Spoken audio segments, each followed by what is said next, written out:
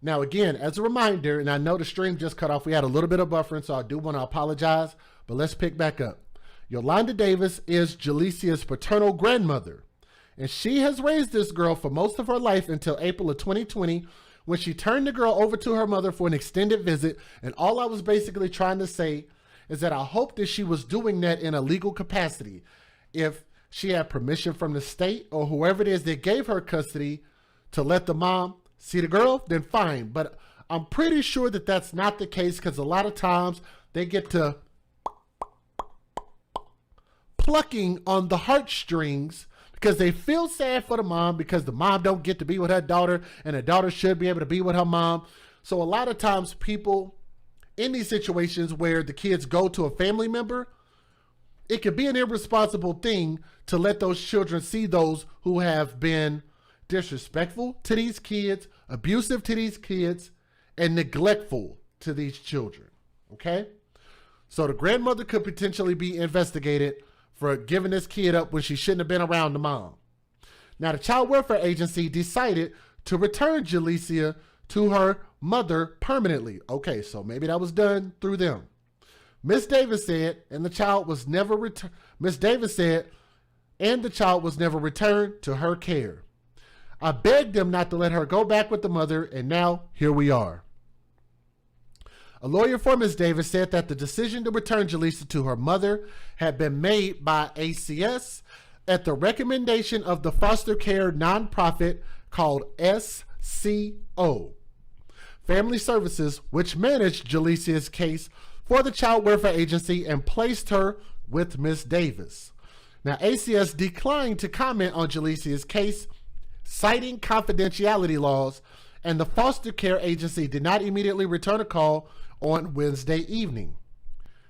We're going to give you guys some more details. And again, if you can't handle these details, I totally understand, but I need to make sure that you guys are well aware of what all we know so far about this baby, okay? And again, I want to remind you guys with this little baby girl, that's Julissia. And I want you guys to remember, this baby has been the subject of Child Investigative Services since the day that she was born, for 7 years. All this girl has known was instability. Instability and dysfunctionality. Even if that's not a word, we're going to make it a word tonight. Dysfunctionality.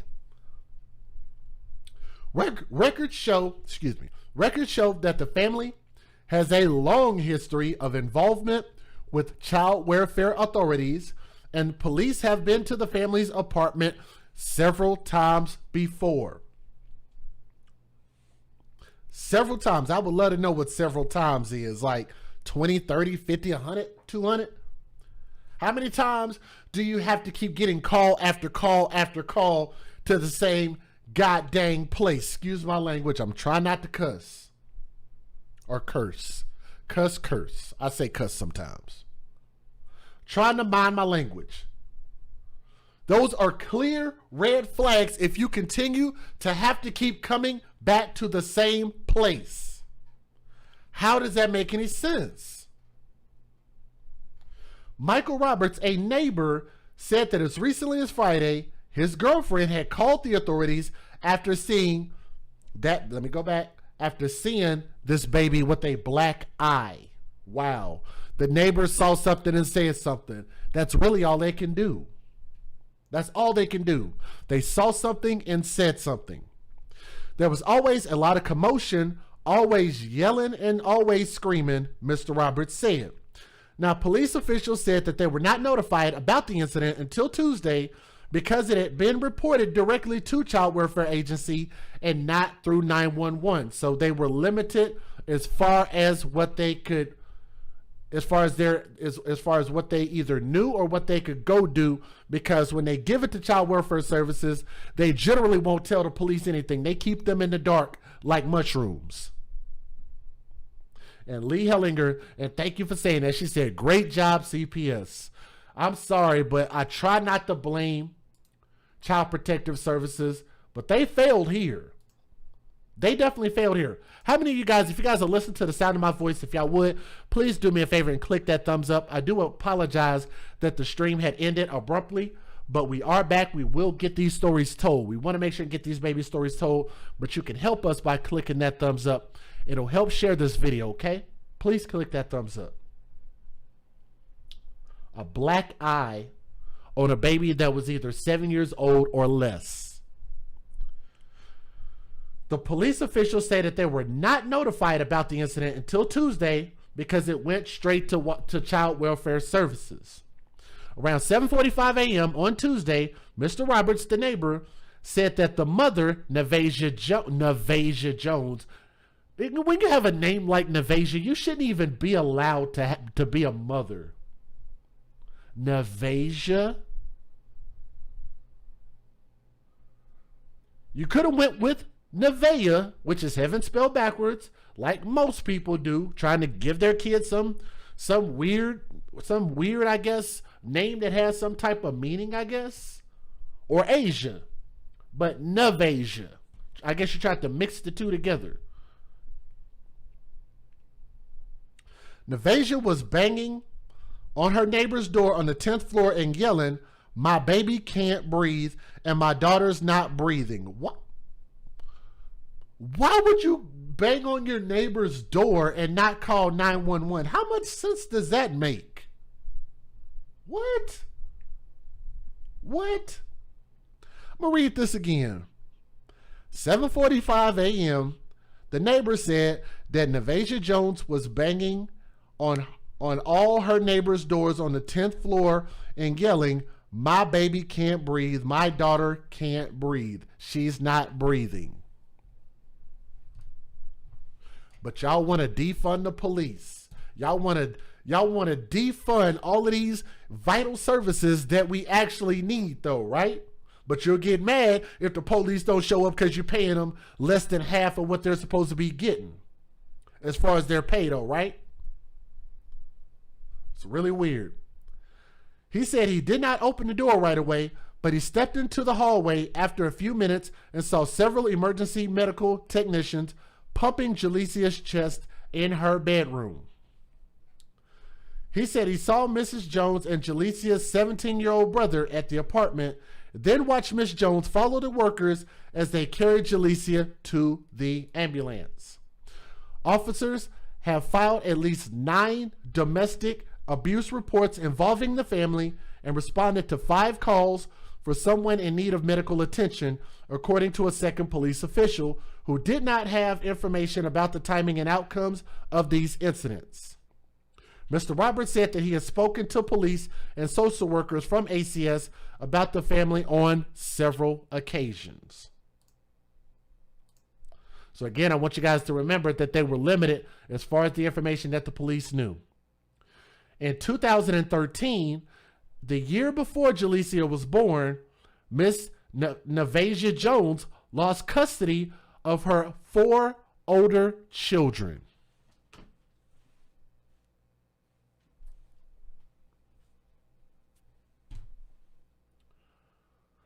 Let me say that again, and let me know if you guys can hear the sound of my voice. I know my stream is having a little issue. I pay my bill. I don't know what's going on with my internet, but it seems to want to act funny sometimes. In 2013, before this child was born, this mother lost custody of 4 other children. Not 1, not 2, not 3, 4. If you can hear my voice, please type a 4 in the chat. This mother lost custody of 4 children. Let me ask you guys a question. Let me ask you a question. This might be a stupid question to ask, but I still have a question. How is it possible, when we're always talking about deadbeat dads, I want to know what y'all call this. What do you call a mother who loses custody of not 1, not 2, not 3, but 4 whole human beings that she gave birth to and is allowed to get pregnant and give birth to a fifth child. These four over here are going, and she get to just have another one. What do you call that? Can we start being creative? You know, us as the AFC, we come up with a lot of really cool hashtag, like hashtag babies for benefits, which is what this mother, Nevasia Jones, did. She only has these children because she is collecting benefits, because it pays for her a place to stay. It pays, it has, she's able to put people on child support. She's able to get food stamps. She's able to get Section 8, probably car vouchers, probably tax credits, probably stimulus checks. Did I already say child support? Yeah. Trying to control all these different men. What do y'all want to bet that she probably has 3 to 4 different baby daddies? Yes. Is this not the perfect story to explain our hashtag and our t-shirt, hashtag babies for benefits? Please somebody tell me if I'm lying. What I want us to come up with a very creative term to call this type of mother. Because when you think deadbeat, you generally think of a man, of a father. I want y'all to come up with a term for what you would call a mother. And I want it to be something really creative. And then that's going to be something that we use here on our channel. I want y'all to keep that in mind. Now, after a family court judge initially granted Nevasia Jones, they call her Miss Jones. Why does the mother need any respect? Nevasia, they initially granted Nevasia custody of Julissia, the little girl. ACS appealed, arguing that Julissia's safety was endangered by the failure of the mother and Julissia's father, Julissia Batties, we'll talk about the father here in a moment, to exercise a minimum degree of care. In 2015, the appellate judges ruled in favor of the Child Welfare Agency, finding that Nevasia Jones, despite completing mandated parenting skills and anger management programs, was still prone to unpredictable and emotional outbursts. And a lot of that is because they are raised this way. They believe, and it's not all women, and I'm sure most people understand, it's not all women, it's not all mothers. But there are too many children that are being raised under roofs, under single mothers, where these mothers become infallible, and they think that their word is law, and nobody's word and nobody's authority means anything except theirs.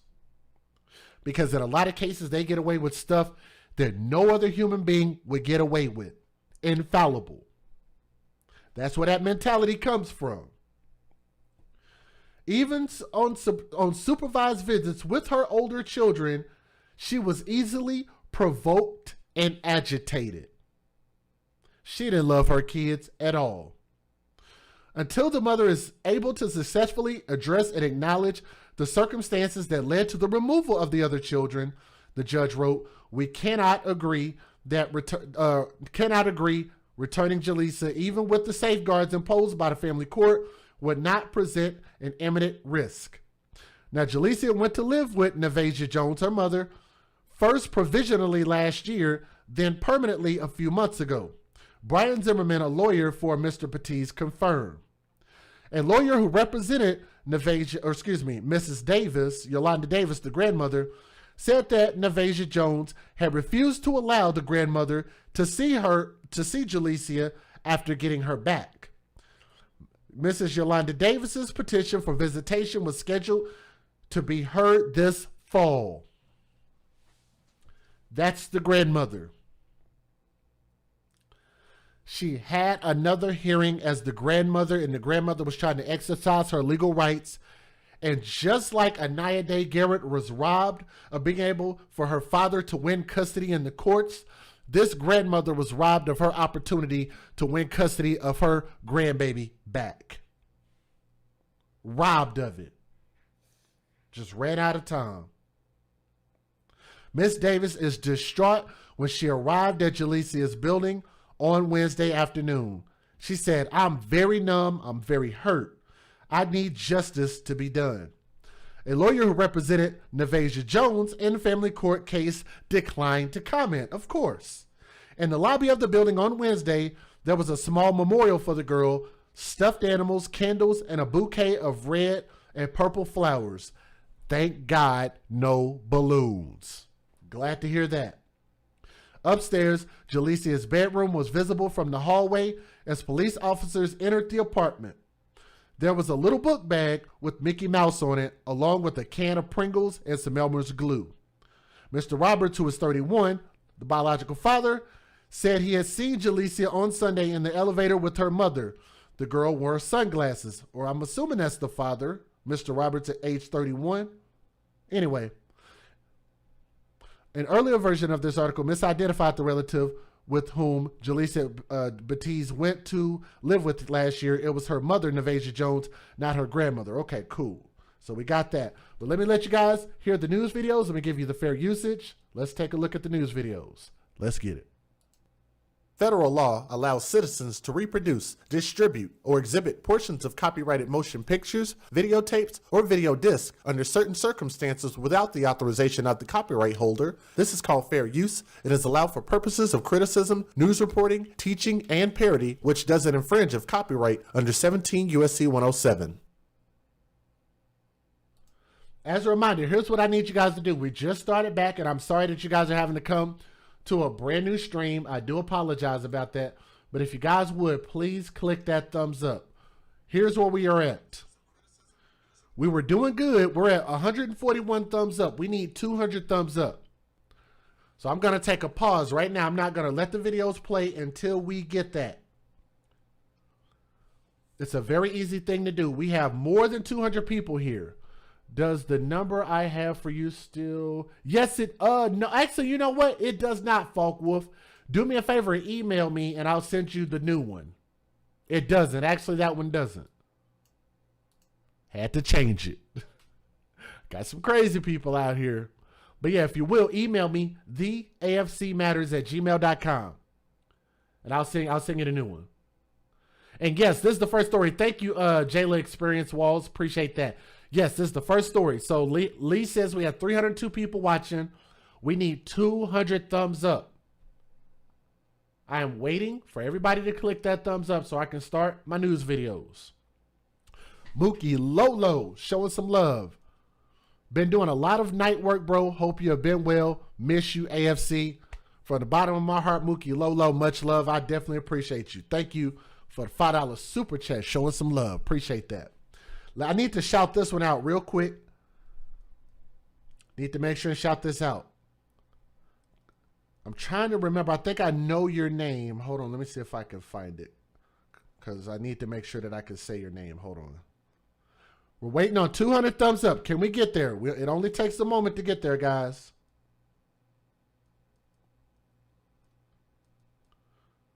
If we can get 200 thumbs up, please somebody let me know where we are. And when we reach 200 thumbs up, please. Highbrow. Let's see. Let me make sure. I think that's the name you go by. But I want to make sure and show you some love.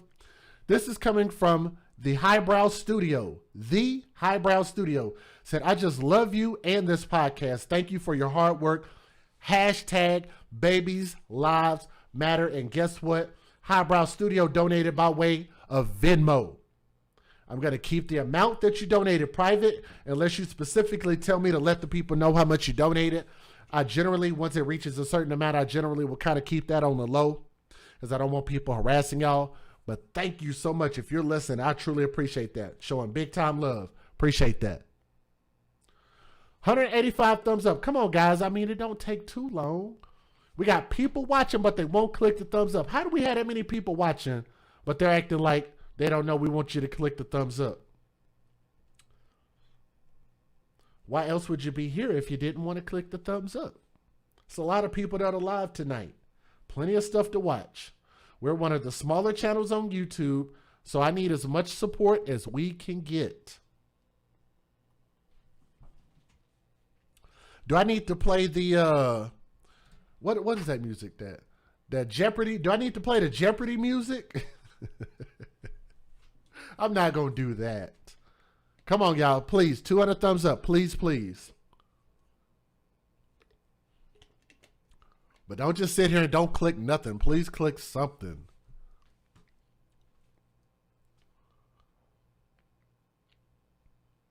I would love to ask. Yeah, I know. Thank you, Mookie Lolo. I would love to ask for 300 thumbs up, but I'm scared. I'm scared to ask. I'm scared to ask if we're going to get 600 thumbs up tonight because people won't even get us to 200.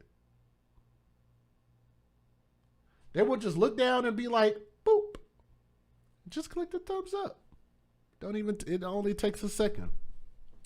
And we can keep this train rolling.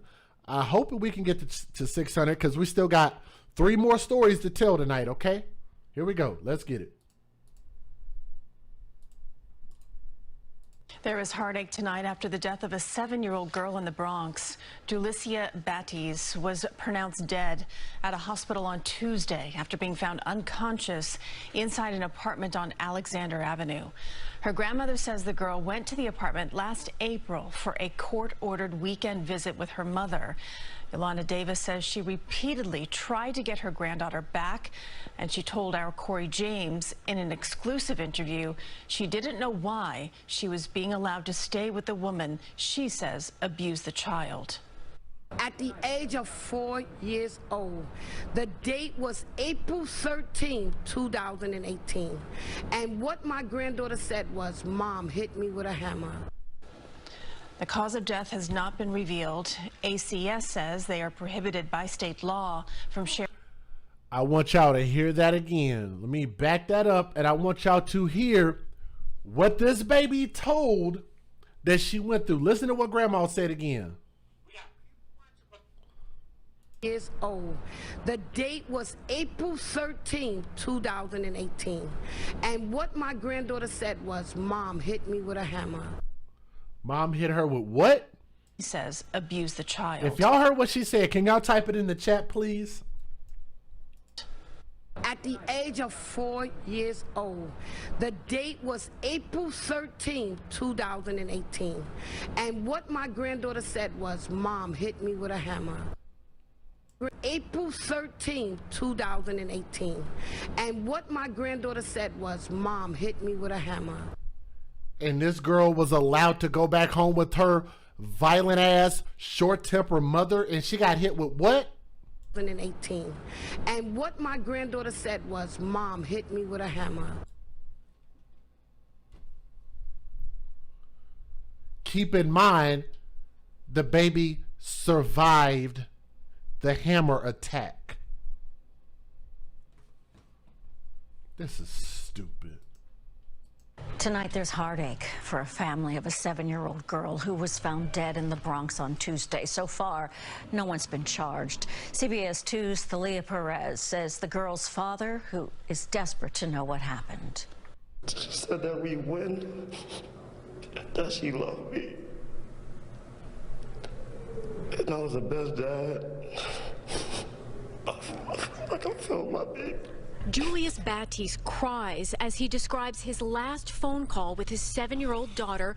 That's the biological father right there.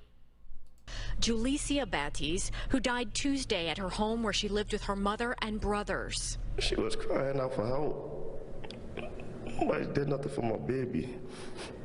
And I just want justice for my baby. Batties says his daughter moved in with his mom, her grandmother, when she was just 5 days old. She lived in Crown Heights with her grandmother up until March of last year, when her mom won custody and she moved to the Mitchell houses in the Bronx. Police confirm that they've responded to more than a dozen domestic violence calls and complaints at the home. It's not known, though, if those calls came before or after March. A dozen phone calls. Y'all hear? Yes, a freaking hammer. Thank you. Exactly. Mom, your mom hit you with a hammer? That's not normal, man. That's not normal at all. But again, that's why my solution is a catch-all solution, and I want y'all to hear me. I want y'all to hear me.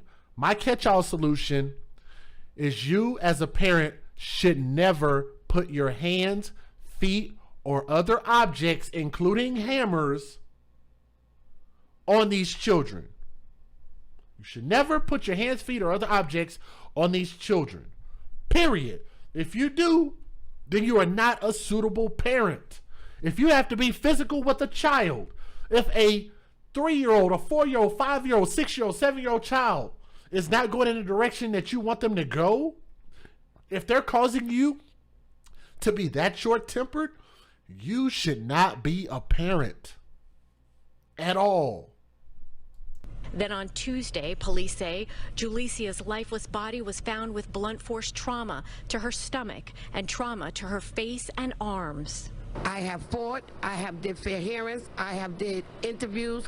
They told me I had to do an independent review. The circumstances surrounding the Administration for Children's Services decision to return Julissia. I've heard of Peter going to go investigate dog fighting rings with 1 or 2 phone calls and getting people arrested and get people jail time. So you mean to tell me that in our society, in this world, that we care more about animals than we do babies, children, those who are the most defenseless of us? That's really sad. Good job, society. Good job. To her mother's custody is unclear.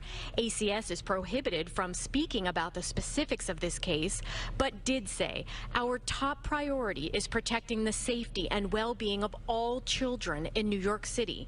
We are investigating this case with the NYPD. But Davis maintains that ACS should have never removed her granddaughter from her home in the first place because she says she'd still be alive. They have failed me, my son. They have also failed my granddaughter big time.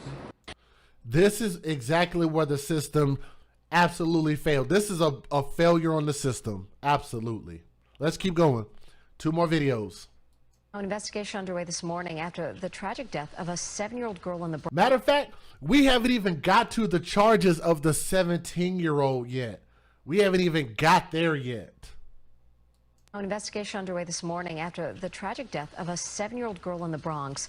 Now the child's grandmother is speaking out and demanding answers. CBS News' Corey James reports from Mott Haven, where he spoke exclusively to the grandmother.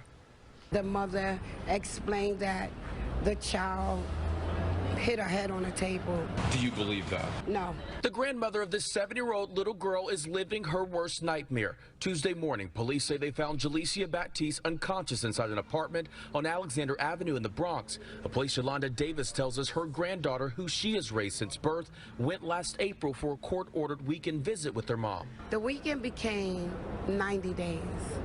90 days became, you have to do an independent review. Davis says she repeatedly went to ACS and SCO Family of Services to get her granddaughter back, not knowing why she was being allowed to stay with a woman she tells us abused the young child. I have a question, and I have a question for the people who are listening in the chat right now. And again, don't forget to click that thumbs up. I have a question for you guys. If this mother was such a bad mother and clearly didn't want her kids, why was she fighting so hard to keep this baby? When the paternal grandmother clearly was doing a better job of raising and protecting this baby, and maybe even the biological father. Why not just, out of all the kids this woman had, at least 5 kids, why not just let this one just go on over there with grandma and just live a happy life and grow up and become something great? Why did they have to go out? I want y'all to hear this.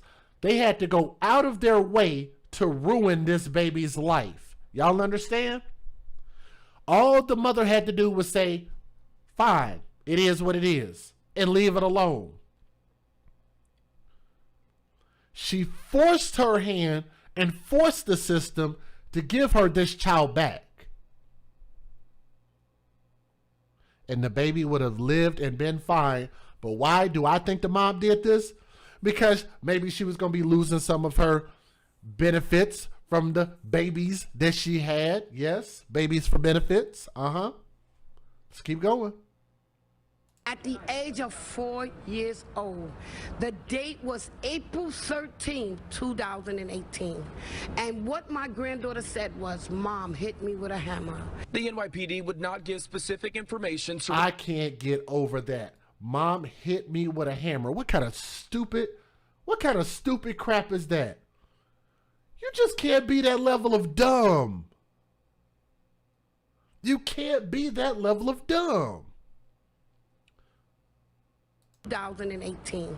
And what my granddaughter said was, Mom hit me with a hammer. The NYPD would not give specific information surrounding the young child's death, but one neighbor who did not want to be identified says she made calls to child services multiple times. I would hear screaming. They came, they spoke to them. I seen her with a black eye on like Thursday or something like that, so that's why I called ACS, because she told me her mother did that to her eye. 5 days later, this bright-eyed little girl was dead. Loved ones and neighbors created a memorial for Julissia in the lobby of the building and in front of the apartment she was in, a home this grandmother says her granddaughter should have never been allowed to stay. ACS and SCO services has failed me. I was trying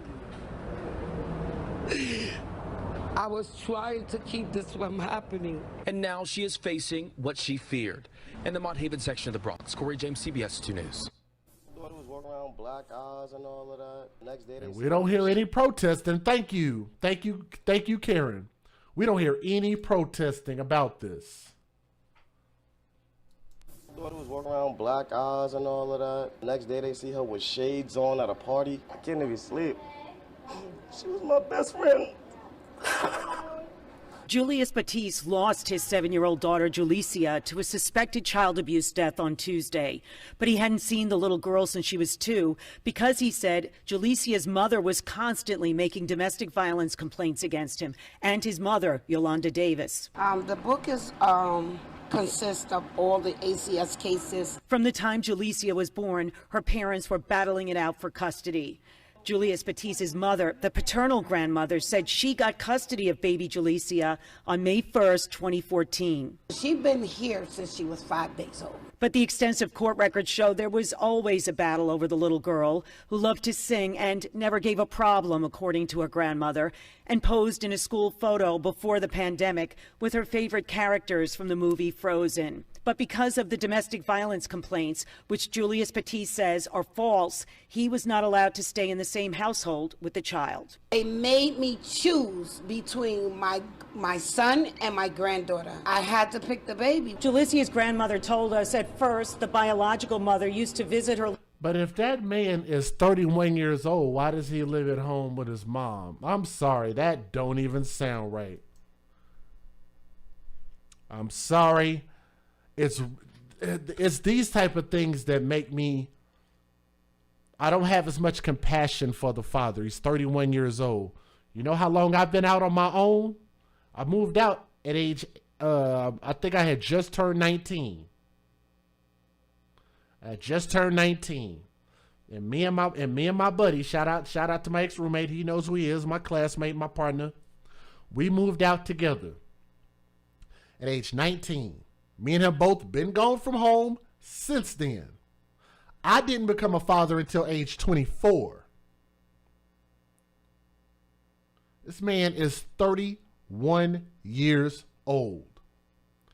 And grandmother just said that she had to choose between the baby and her own son because they couldn't stay in the house because of that case, and she chose the granddaughter, and she still lost because the courts, it still ended up giving the biological mother back to giving the baby back to the biological mother. I know this is confusing for some of y'all, and we still need to talk about the mother's 17-year-old son, who was the one who was actually being held responsible for the fatal blows to Julissia.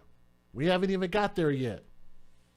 Not allowed to stay in the same household with the child. They made me choose between my son and my granddaughter. I had to pick the baby. Julissia's grandmother told us at first the biological mother used to visit. And I don't blame her. Like she said, she picked the baby. The baby doesn't have a chance. The dad has already been given a chance to go out and try to become something great, and apparently he has not achieved that. He hasn't even achieved the minimum. I absolutely think grandmother made the right choice in giving that baby a chance. Visit her little girl here in Brooklyn at the grandmother's apartment, but then the fighting escalated over primary custody. At one point, Julissia was given to her biological mother in 2017, but a follow-up report said removing Julissia from the home of Yolanda Davis was not correct, and the child went back to her paternal grandmother the same year. Then the pandemic hit in March 2020, and the grandmother was notified Julissia would be staying with her biological mother. She said that the reason why she is on extended visit was because of the pandemic. Now, a year and a half later, a memorial is growing in the lobby of Mitchell houses in the Bronx, where Julissia was living with her mother and her older half-brother, who is 17. A source told Pix 11 the teen might have been angry that the little girl was taking snacks early on the morning of Tuesday, August 10th. The New York Post reported the teen brother confessed he hit the little girl 8 times in the face that morning. But those punches are not what caused Julissia Batties to die. It really? Do y'all hear that? Listen to this again. Let me make sure y'all could hear this. Maybe y'all couldn't hear it. Let me make sure that the volume works. Hold on. Let me make sure it works. He hit the little girl 8 times in the... Listen at this stupid crap again. Confessed he hit the little girl 8 times in the face that morning. If you were to hit a grown adult in the face, what do you think would happen? This is a 7-year-old baby. What if you hit an elderly person in the face 7 times? What do you think would happen? Post reported the teen brother confessed he hit the little girl 8 times in the face that morning. But those punches are 8 times. Are not what caused Julissia Batties to die. A medical examiner told Julissia's grandmother there was evidence of trauma to the little girl's stomach with injuries old and new. I'm Mary Murphy, Pix 11 News. Injuries old and new. Let me go ahead and give my closing thoughts. I think the biological mother needs more than just jail time. She needs hell time. And let me go ahead and talk about this 17-year-old alleged stepbrother of hers. He needs to be tried as an adult. What do y'all think? He needs to be tried as an adult, and however much time mom gets in prison, which I think mom definitely does need prison, because she went out of her way to take custody of this baby away from the grandmother and cause this baby to die. And also because there are pre-existing injuries, the mother either participated or had to have known about it. And especially the fact that there was at least an occasion where the mom hit this baby with a hammer. That should be a life offense. Why would we ever give any leniency towards somebody who would take a hammer to a child, to any human being? I think if you're a parent who beats your children, you're an idiot. You're stupid. You shouldn't have kids. Any parent who still hits their children after hearing the sound of my voice and us spreading our message, you are an idiot and you need to not have children. Nor should you produce any children if you think that that is the proper behavior to raise a kid. Talking about that's not what caused the baby's death. The hell it wasn't. Matter of fact, did y'all see that story? I can't remember where I saw this news story about this grown man getting sucker punched recently, this year I think. Got sucker punched by another grown man. He got hit 1 time in the face and he died. Tell me y'all heard about that story. A grown man got hit by another grown man in the face and he died from 1 punch. Brain trauma. 17-year-old in a lot of states is considered to be age of consent grown. Big enough, old enough. Basically, a grown adult hit a kid in the face multiple times. And that wasn't what caused the death. Yes, the hell it was.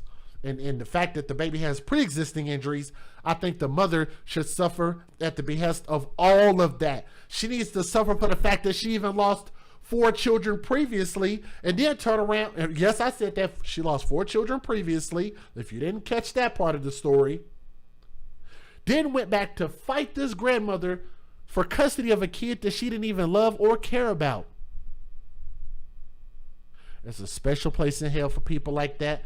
In New York, CPS, ACS, or whatever the freak you want to call it, Children's Services, they said that they revamped this system. It don't sound like they've done a good enough job. The fact that you had all of these phone calls that went on deaf ears and deaf actions. Deaf ears and no actions. That should be a criminal offense too, because it cost a child her life for no damn reason, when y'all could have just left her alone with the grandmother and everything would have been fine. Absolutely ridiculous.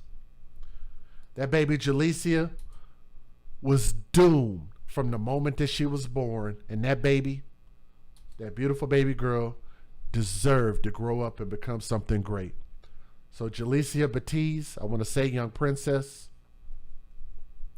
R.I.P. Thank y'all for listening to the story with an open mind as well as an open heart. Thank you. It's very heartbreaking. But for those of y'all who are listening to the sound of my voice right now, we got 3 more stories. I didn't tell y'all, but 3, but we actually have 4 tonight total if y'all don't mind. But I think that is just really sick that woman went out of her way to cause that baby to die. That's ridiculous. Let's talk about this Southern California, the SoCal dad. How about that? Because I know a lot of you guys sent me the story about the surfer dad who took his kids to Mexico. Did y'all hear about this sumbitch right here? Did y'all hear about this? Why, you said 4 kids, why was she allowed to have the baby? That's what I'm saying. Matter of fact, here's the story, Sherry Berry. You might not have caught it in the first part of the stream. I think they said like a year before Julissia was born, the mother had just lost the kids, 4 of them. She lost custody of 4 of her kids. And within that time frame, got pregnant and gave birth and was allowed to keep that baby. How?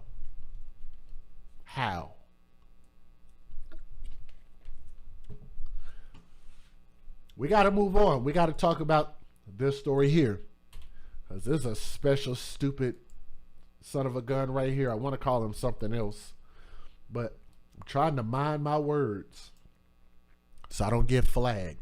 I don't know what's going on with my stream. If it is lagging, I do apologize, but I am monitoring the upload speed so I can tell when it's going on and off. So I do apologize about that, but it'll be fixed on the next time around. So let's talk about what's that dude's name? Damn it, from the Avengers, I forget his name. Aquaman. This fake ass Aquaman.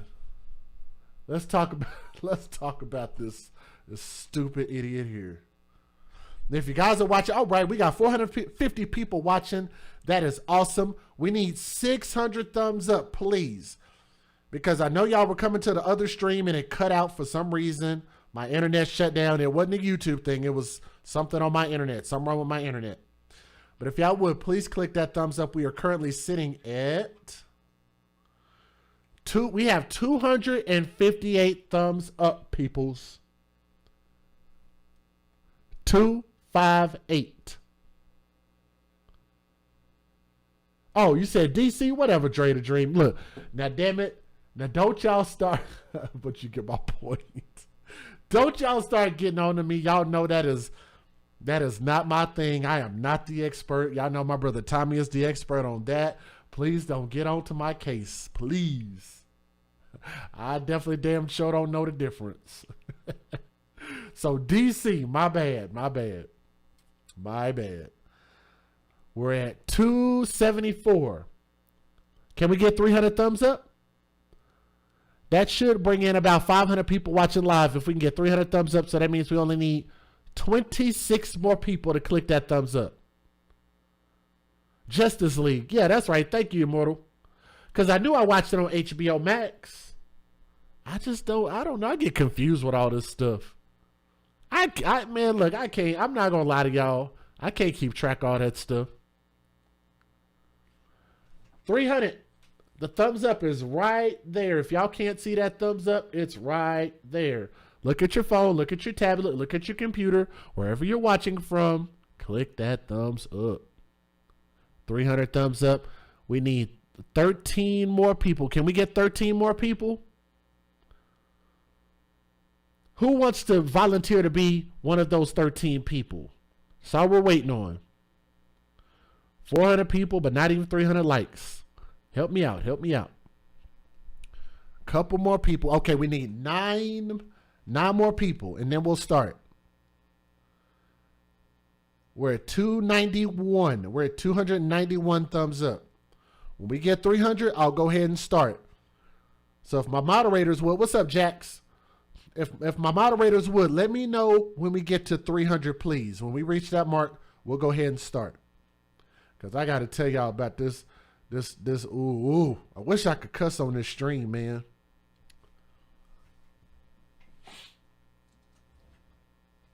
Really wish I could cuss on this stream. I got so many bad words about this fool. We're at 300. Thank you, Sherry Berry. Thank you, Brandy. Dre, Mookie, Falk Wolf, all of you guys. Barb Roof, thank you again, Barb Roof. All right, let's get to start. Let me see. Oh, and I'm sorry, Leanne did donate earlier in the super chat as well. So Leanne donated a $30 super chat. I want to say thank you for that. And then she turned around and donated another $15 super chat. Says share this stream, hit those thumbs up, please. So if you guys want to know places where you can share this stream, if you have groups on Facebook that talk about stories like this, copy our link and share it. Send it over there. Maybe see if we can get in a couple more people, because I'm sure they want to hear about this story. So let's talk about this. I have to read it from a website that I really don't like at all, but I got to read it from here. Live near surf school. Live near surf school owner. Why did they write it like that?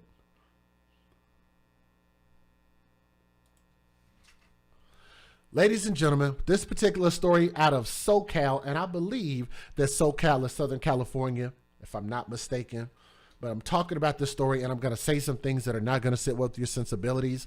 And the details are going to be a little bit graphic, so I want to forewarn you guys. If you're not able to handle that kind of content, I get it. I understand.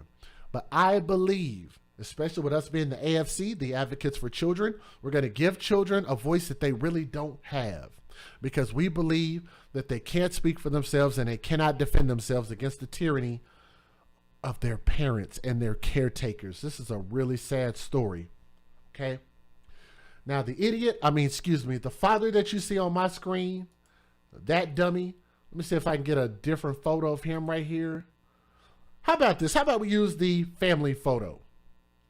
There's a man by the name of Richard who lived near a surf school. Surf, S-U-R-F, surfing USA, that type of stuff. A surf school owner, and his name is Matthew Taylor Coleman. His wife, Abby, and their two children, Kaleo, K-L-E-O. That looks like Kaleo to me. I'm sorry. But anyway, their children, Kaleo, whatever, is 3 years old, and daughter Roxy, who is 10 months old. I'm sorry if I get those names wrong. In a beach town of Santa Barbara, California. Now, let's move on.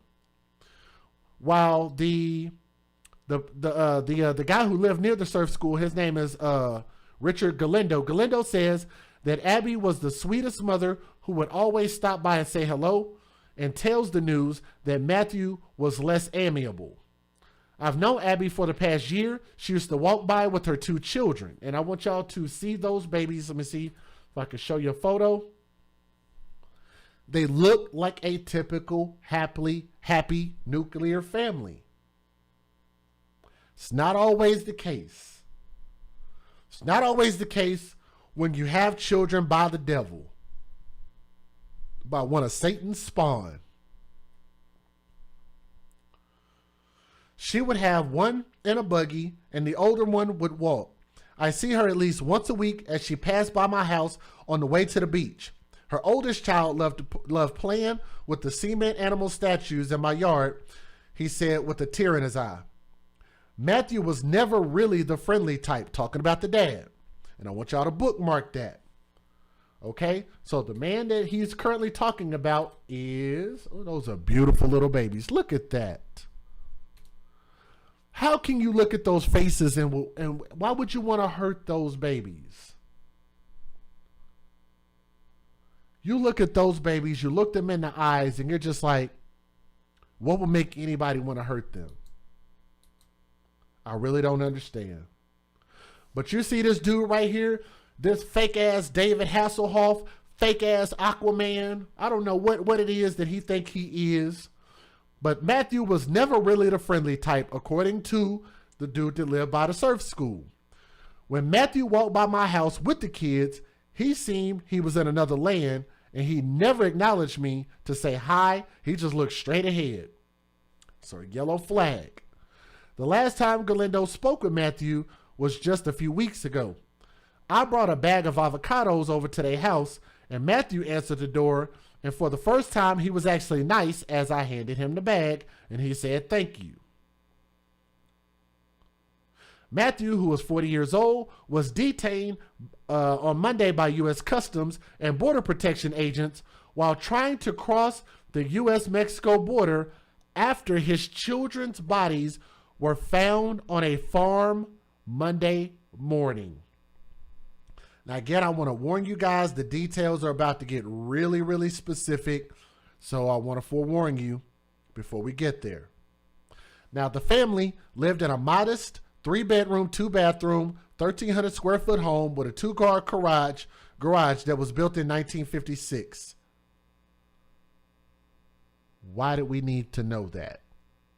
They're middle class. Okay, we get it. Like, why in the world did we need to know that? But anyway, located just 2 blocks from Arroyo Burro Beach in Santa Barbara, the home is worth $1.4 million. So I guess that maybe that make them upper class. Excuse me. Middle class, upper class. What difference does it make? Like, why do we need to know how big and nice their house is? Some $500,000, $1.5 million house. Okay, cool. They didn't own the home, according to the neighbors, but rented it for $3,500 a month. Again, why do we need to know that? One neighbor said that the young couple had a middle-aged man and his mother living in their garage. What? A neighbor said that the couple had a middle-aged man and his mother living in their garage. So maybe his mother's boyfriend? That's weird. It was a condition of their rent from the owners, they said.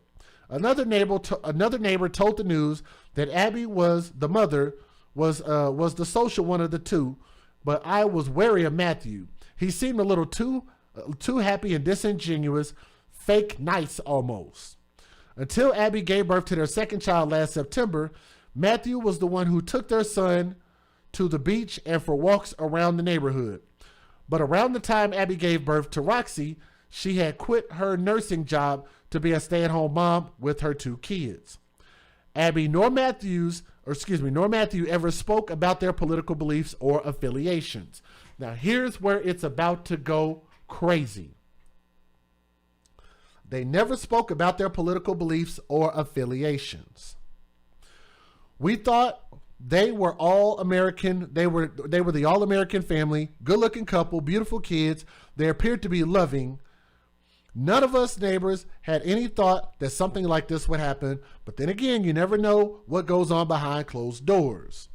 Another family who didn't want to be identified said that her kids, who were a few years older, played with the Coleman kids just a few weeks ago. I'm heartbroken for Abby and the little kids. They didn't deserve to die the way that they did.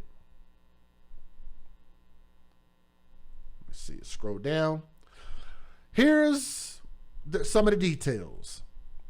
The father, Matthew, had traveled, and y'all can see that's where they found the kids. Let me go back. That's the area where they found them. Matthew had traveled with his young children to Rosarito, Mexico, a coastal town about 60 miles south of San Diego, and checked into a City Express hotel room on Saturday. How was he able to do that, and did he not tell his wife that he was going to a hotel in Mexico? On the surface, if y'all think about it, what does that sound like? Do we have any ladies in the chat right now? Any wives in the chat, or any of y'all married? I have a question. If your husband told you that he was taking the kids to Rosarito, Mexico, and checking into some City Express hotel, what would you think? As a wife, as a mother, what would y'all think? Is that not a big ass red flag? And of all places, took them to Mexico. Come on now. Come on now. I know I got some mothers, some wives out there. If your husband went and did that, that wouldn't be an automatic like red flag. Like what? And you're not taking me? Really? Huh. Okay. Okay. But the surf instructor confessed to federal agents that he used a fishing spear. Matter of fact, let me see if this is so creepy. Let me show y'all something. Let me show you something. That fishing spear, I believe, was something similar. I have a picture.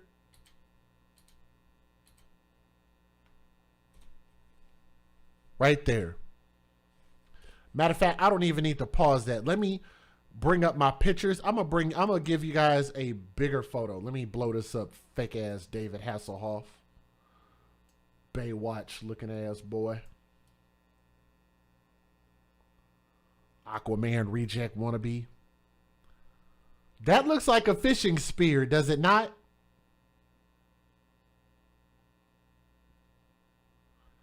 It makes me wonder if that's the same fishing spear or rod that he might have used to murder his children. Isn't that something? He just got a weird looking face. He got like one of them pedophile faces. He confessed to federal agents that he used a fishing spear, a spear fishing gun to shoot his children in the heart and dump them in a field outside Rosarito in 60 miles south of San Diego. He did not fire the gun. Lord have mercy. According to the documents, when they did not die right away, oh my goodness. Woo.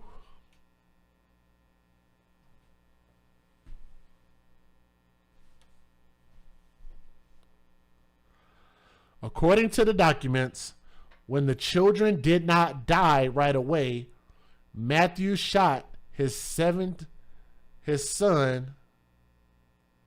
and daughter 12 more times, cutting his own hand in the process.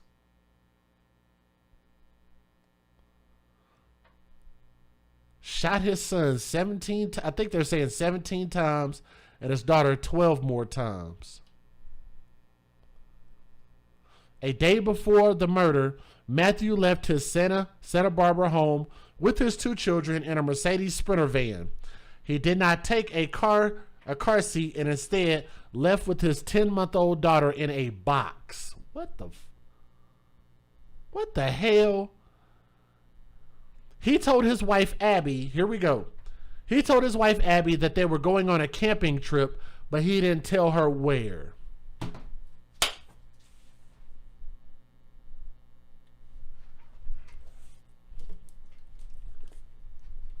This man told a grown-ass woman, her, that they're going on a camping trip, but I can't tell you where we're going. Come on, mothers. Come on, wives. How many of y'all would go for something like that from your husband?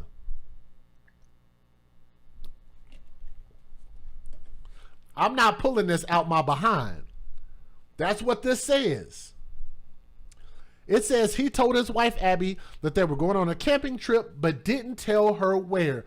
What woman, what mother on earth is going to allow that to be an excuse for you to disappear with your children and go anywhere?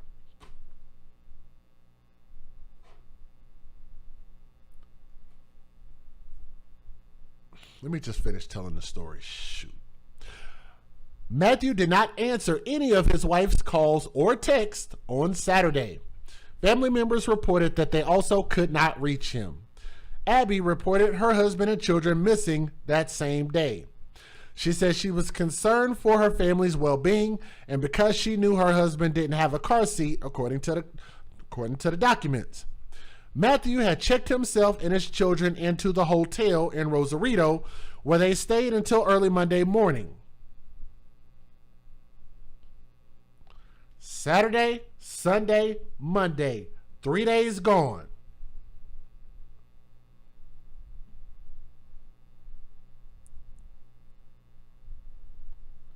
When he checked them out and took them to a field just outside of town and killed them.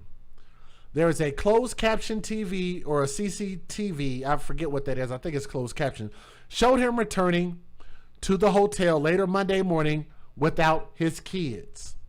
According to court documents filed in LA, Matthew told agents that he was receiving visions and signs that his wife possessed serpent DNA. It's like snake, serpent, like a snake, serpent DNA, and had passed it on to his children. Matthew said he believed his children were going to grow up into monsters, so he had to kill them, adding that he was enlightened by QAnon, QAnon, and the Illuminati conspiracy theory. I don't know what the hell. See, it says enlightened by QAnon. I don't know what that is. Y'all can Google search that. But here's why I want to talk about the mental illness thing, because y'all remember this has to be a two-way street, okay? Now, I know a lot of people out there, because this ain't the first time I've had people getting onto my case. Closed circuit television. Thank you. I didn't remember what it was. Thank you. Thank you for correcting me. CCTV, closed circuit television. I said closed captions. Type the words. Anyway,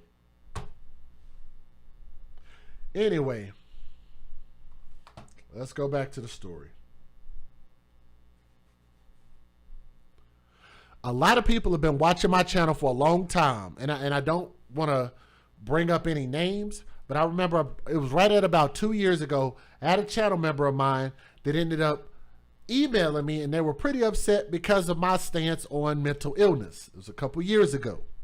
I was like, hey, I get it, I understand, but this is my opinion, and this is what I believe, and I think I'm going to continue to speak my opinion until you can prove why I shouldn't. Here's why I bring that up. How many times have mothers or female caretakers done something really bad to children, and we turn around and ask, well, what was she going through? We need to give her a mental health evaluation. She was suffering from mental illness. This mother was suffering from mental illness for the past 13 years, and it led up to this. We've been trying to get her help, but they continue to let the children stay with these parents who they knew had mental illness. Yes? Here's why I bring that up. They bring that up to say that this person should not be held fully accountable under the law, that they knew exactly what they were doing with malice and intent, with purpose, understanding what they were doing. They go back and say that this person was suffering from something, and we don't want them to face the maximum penalty under law because of their mental condition. Here's why I tell you guys, we need to get rid of that stupid ass excuse. Here's why.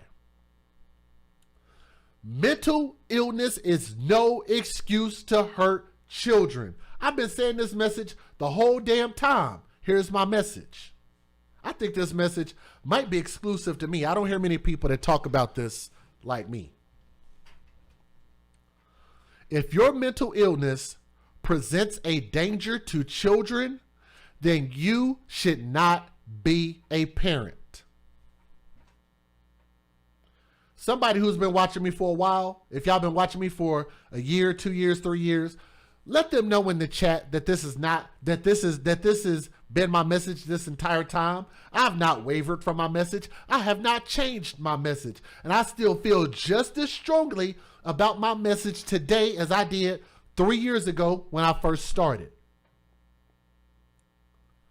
Mental illness is no excuse to hurt children. And if you have mental illness, then you should not be a parent and you should not be around children. Especially if you present a danger to those children. Because they're going to try to say this man had mental illness. But society is going to look at this and say he was just an evil son of a bitch. Because he's a man. And he was running a business. And he's a father. And we just don't treat men as equals in America, do we? No, we don't. We're always talking about equality, but it seems like what happens is we want to give women in general, don't get mad, but it's the truth, superiority over men, not equality. Because if you treated them both the same, then whenever you hand down these sentences, they will be sentenced the same. So if you're going to call all of these mothers who murdered their children, they had mental illness and they shouldn't get the maximum penalty under law, then should that not apply to him? But guess what? Here's my point. All of those mothers who murdered their kids the way that they did, I don't think that they should get mental illness as an excuse. Nor do I think this asshole should get an excuse for mental illness. I don't give a shit. Excuse my language. I don't care if it was the Illuminati or the devil himself. I don't care who it was that told you these voices. You should have got your punk ass out of that relationship and left this woman alone and took your crazy ass over there to Mexico. I don't know. Go do something. Go get, I don't know. Go get shot by the mob or some drug dealers or something. I don't know. Could have took your misery and went off on your damn own. But to ruin this woman's life like that and ruin these kids' life like that is absolutely inexcusable. But I'm going to skip the rest of this story, or should I? Should I tell y'all the rest of this?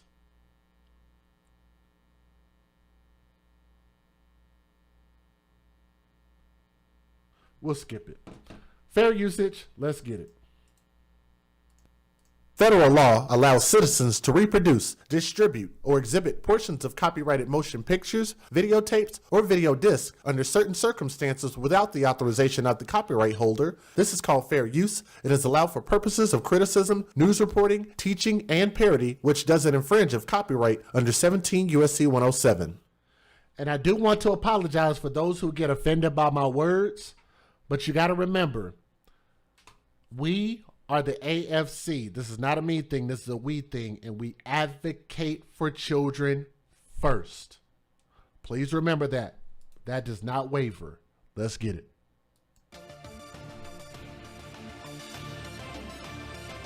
Well, Santa Barbara dad has admitted to taking his 2 kids to Mexico, where he killed them and left their bodies.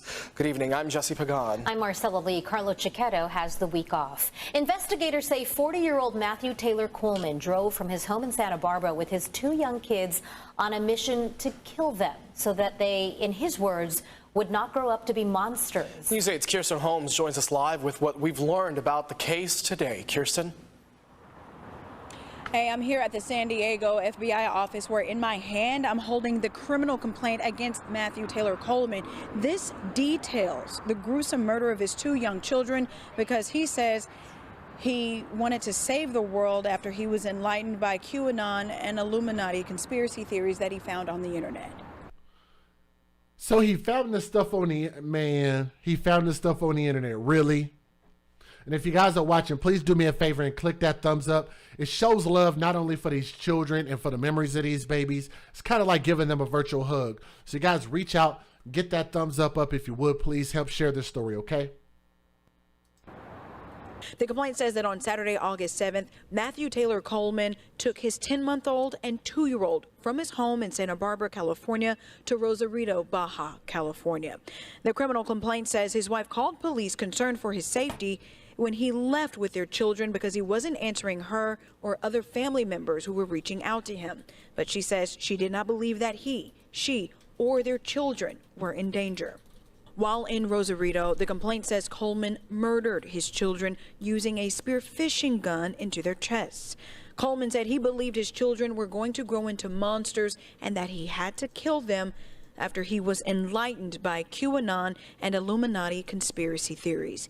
He says he was also having visions and signs that his wife had serpent DNA and passed that DNA on to his children. The court filing says Coleman believed he was saving the world from monsters. Coleman told investigators that since he didn't have a car seat, he placed his youngest child in a box for the ride to Mexico, and after he had killed them, he discarded the spearfishing gun and bloody clothes near a creek. After investigators used the Find My iPhone app to track him down, he was arrested on Monday, August 9th, around 1 in the afternoon at the San Ysidro port of entry. Border officials noticed he was returning to the country alone without his small children, and they noted blood on his Mercedes Sprinter registration paperwork. The bodies of the 2 toddlers had been found hours earlier that day around 8 a.m. Okay, so I read through this entire criminal complaint a couple of times, and I got to tell you, it is pretty horrific. And this comes just weeks after the children's father, Matthew Coleman, made an Instagram post about how much he loves his family, including those 2 small children that he has confessed to killing. We have this full complaint up on our website if you want to read it at cbs8.com, but I got to warn you, it may not be suitable for all audiences. Back to you. Now, Kirsten, what is next in this case?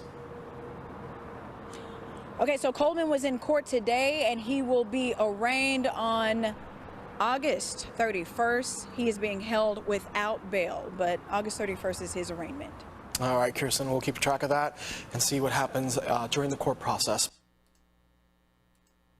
All right, guys, we are, and let me say thank you real quick. I did get 2 more donations. Actually, I need to shout you guys out real quick for showing some love. Brandy Kendall, if you're in the chat, thank you so much. She is one of our channel members, amazing supporter, and I truly appreciate her. There she is. Thank you, Brandy. I appreciate that. Also, Bolo TV, if you are listening, type something in the chat, bro, so I can see you in there, man. But Bolo TV, if you're listening, I want to say thank you to you as well. I just got yours about 2 minutes ago. So hopefully he's listening. Thank you, Bolo. All right, let's keep going. A troubling new confession tonight from a father accused of murdering his 2 young children. Police say he admits killing the children and hiding their bodies in Mexico. Good evening. I'm Kimberly Hunt. And I'm Steve Atkinson. We do want to warn you, you may find the details of this story disturbing. Our ABC 10 News reporter Leah Pazzetti has the new court document showing what the father claims he was thinking while taking his own children's lives. We're told authorities believe this Santa Barbara dad took his 2 children down to Mexico where he killed them. He then tried to get back into the United States here, and they were able to catch him here using his phone. We do want to warn you, the details of this story are extremely graphic. Court documents show Matthew Taylor Coleman, a Santa Barbara father and surf instructor, has been charged with foreign murder after authorities say he killed his 2-year-old son and 10-month-old daughter in Mexico. These documents show Coleman's wife reported her husband and 2 kids missing Saturday, at the time saying she did not think her kids were in danger, but worried that the baby did not have a car seat. Using the Find My iPhone app, investigators located Coleman in Rosarito, Mexico. Police say this photo shows Coleman and his kids checking into a hotel there. They believe he took them from the hotel to a nearby ranch, where he shot them with a spearfishing gun, killing them, then leaving their bodies under a bush. Police say he then drove back toward the U.S. His wife told authorities she noticed his change in location, and the FBI was able to detain him when he tried to cross back into the country. According to charging documents, he then admitted to everything he had done and told authorities he believed his wife has serpent DNA that she passed on to their kids going on to say he thought they would grow up to become monsters, so he needed to kill them to save the world. Documents also say he has been, quote, enlightened by QAnon and Illuminati conspiracies. Coleman made his first appearance in federal court in Los Angeles today. Reporting from San Ysidro, Leah Pizzetti, ABC 10. New at 11 o'clock, new details about the unconscionable confession of a Santa Barbara surf school owner who used a spearfishing gun to murder his 2 small children in Mexico. Now, I got a few more videos. I think I have a extended version of one of these. If y'all want me to play it, let me know, or I could skip through some of these so we can kind of get the bulk of what the news said. So just let me know. The QAnon conspiracy make him do it. Matthew Coleman made his first court appearance in L.A. today, and Eyewitness News reporter Leanne. Those children suffered, so they didn't die from the initial impacts that the dad had gave them, and he ended up going at them, one kid 17 times and the other kid 12 more times to end their short-lived little lives. Man, that is absolutely sickening. Suter is live with the stunning new revelations in this case. Leanne. David, the details in that FBI affidavit are shocking and absolutely heartbreaking. Matthew Coleman telling investigators his kids were going to grow into monsters and he had to kill them. So young and innocent, their lives brutally cut short by their own father. Matthew Coleman confessing to shooting his 2-year-old son and 10-month-old daughter in the heart with his spear fishing gun because, quote, he was saving the world from monsters. The 40-year-old making his first appearance in federal court today after being arrested for the heinous murders of his kids in Mexico. Coleman, who along with his wife Abby, owns the popular Love Water Surf School in Santa Barbara. According to the criminal complaint, the 40-year-old telling investigators he was enlightened by QAnon and Illuminati conspiracy theories, and that his wife possessed serpent DNA and had passed it on to his children. Mexican authorities describing the grisly crime scene, a farmer finding the children's bloody bodies on a ranch in Rosarito. Hotel surveillance video showing Coleman leaving with his children before dawn on Monday, then returning later that morning alone and checking out. The 40-year-old's wife calling police after Coleman had left with the kids but didn't tell her where they were going and never returned. According to the affidavit, she didn't suspect he would harm their children. You look at those babies. How could you do that to those kids?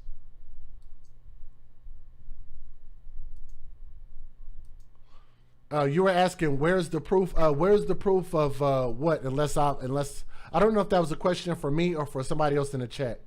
You said he killed them. Sure is DNA proof of them.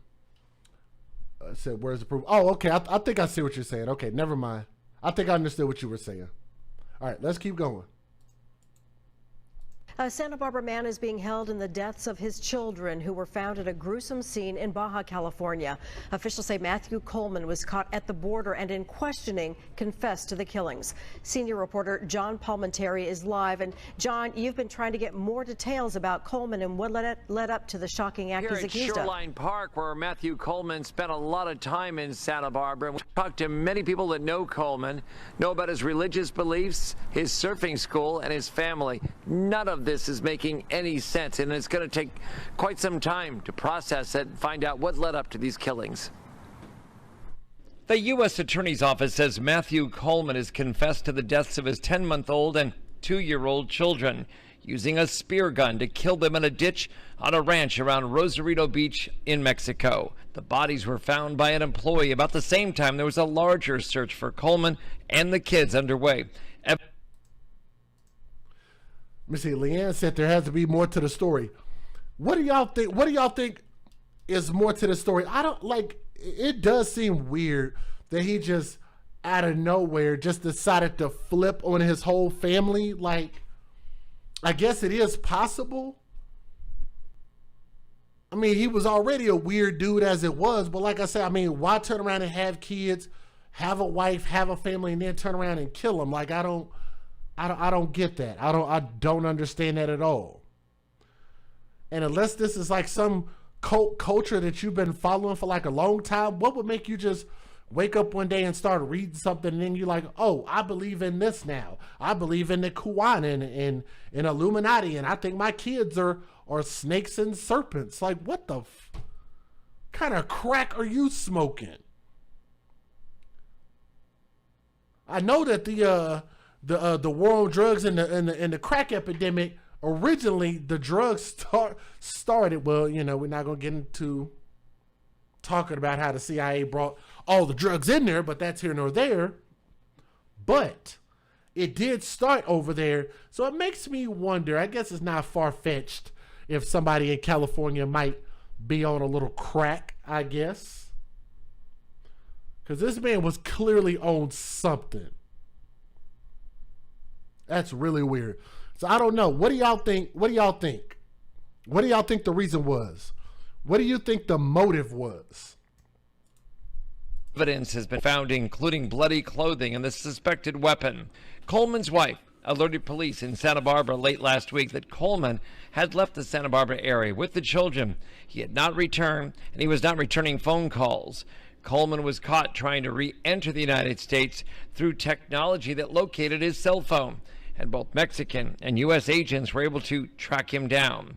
A federal criminal complaint charges Coleman with foreign murder of U.S. nationals, in this case, his children. The document said Coleman had thoughts that indicated his children were monsters and he needed to save the world.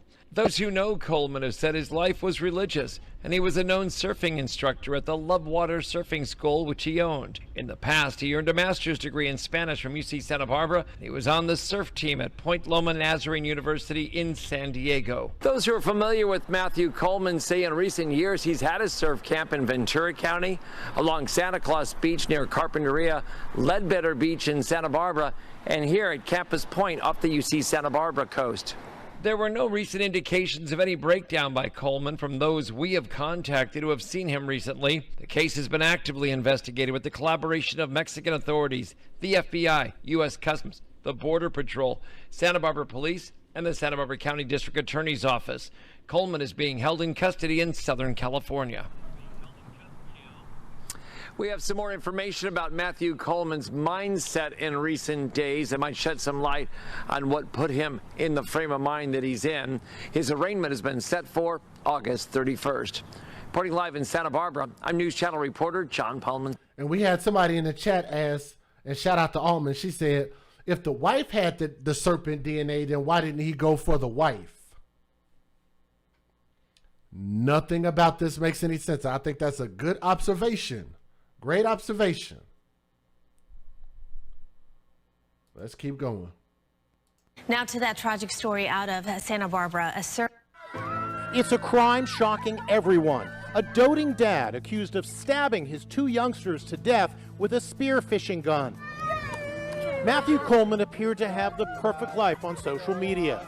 The 40-year-old dad gushed about his wife, Abby, toddler son, Kaleo, and baby daughter, Roxy. My treasures, he called them. So I'm glad I got the baby's name right. It is Kaleo. So I'm glad I said that correctly. So there you go. Post, he writes, thanking God for these three. Coleman also ran a popular surf school in Santa Barbara. There he is just a month ago teaching his 3-year-old how to surf. Baby steps, he happily wrote. And here he calls his 10-month-old my little nugget of glory. But everything took a horrific turn when Matthew Coleman's wife called Santa Barbara police and reported that her husband had suddenly driven away from their home without telling her where he was going. And he had their 2 children with him. Surveillance photos show Coleman checking into a hotel across the border in Mexico with both kids in tow. Here's the timeline. Monday, 2:54 a.m. He leaves his hotel with his kids. 6:33 a.m. He returns, but he's alone. Where are the kids? 9:30 a.m. He checks out and starts his drive back to California. Agents on the alert arrested him at the border, and he reportedly confessed to stabbing both children to death with a spearfishing gun. According to this FBI complaint, he believed his children were going to grow into monsters, and he believed his wife possessed serpent DNA and had passed it to his children. He also told the agents he was enlightened by QAnon and Illuminati conspiracy theories. Mike Rothschild is a QAnon expert and author of The Storm is Upon Us. the belief in an all-powerful Illuminati, the idea of lizard reptoid people who are controlling things at the highest levels. His name would have to be Rothschild, wouldn't it? The irony that this man's name is Rothschild. My goodness. But let's keep going. All of that stuff is intertwined with QAnon because these people really believe that there is an all-powerful structure that is so far above them, that is controlling them. Santa Barbara County DA Joyce Dudley. I begin to imagine what it was like for those babies to be stabbed, what it was like for the mother, the father, the grandparents, the neighbors, the kids who attended the surf camp, and it's overwhelmingly sad.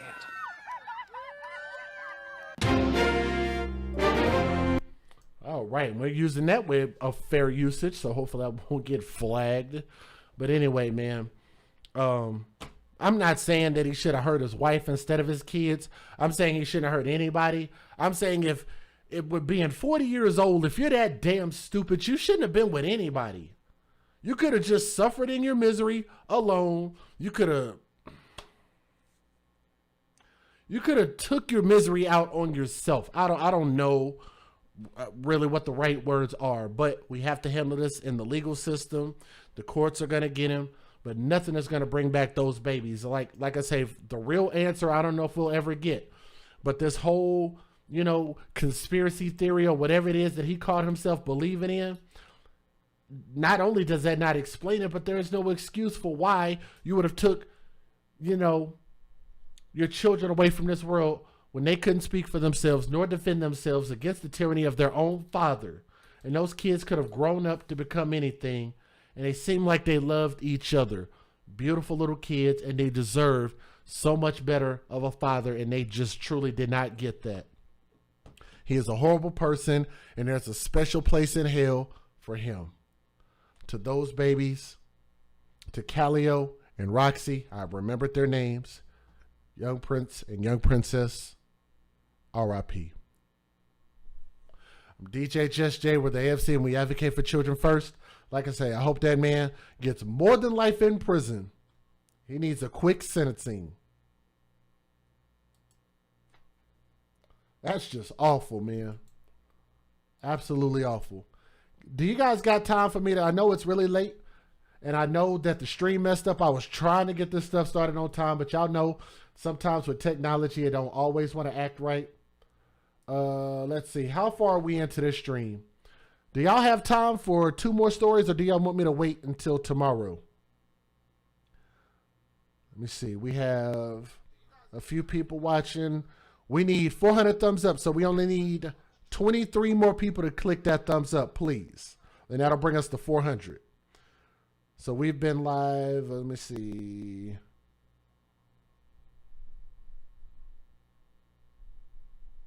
About an hour and a half. Because I know it's kind of late. If y'all got time, I will happily, because y'all have been supporting in a major way. And again, I want to say thank you not only to the ones who've already donated, like Brandy and Jimmy D, and Barb Ruth, Dominique Holmes.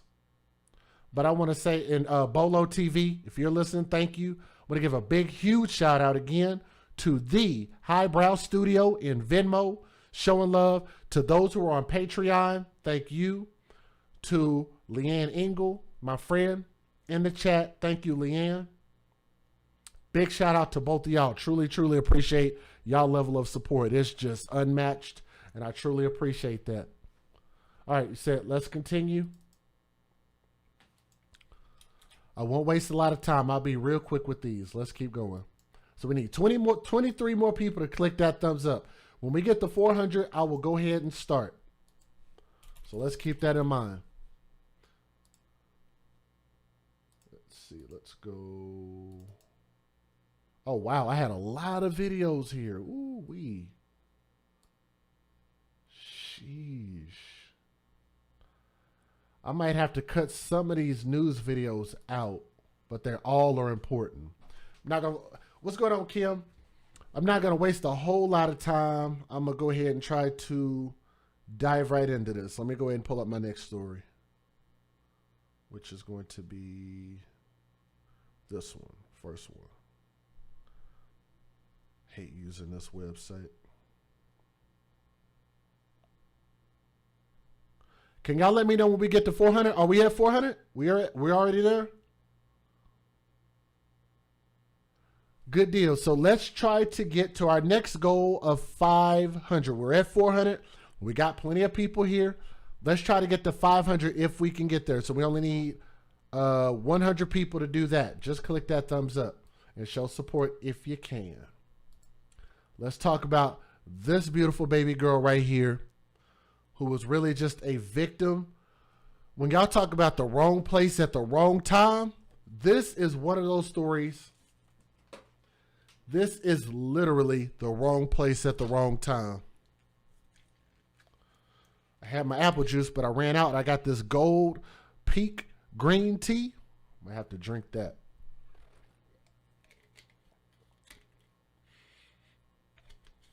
Always smells a little weird. Anyway, I got some Fiji water also. So I got my water. Let's try to get 500 thumbs up. So we only, if we're at 405, we need 95 more people to click that thumbs up, please.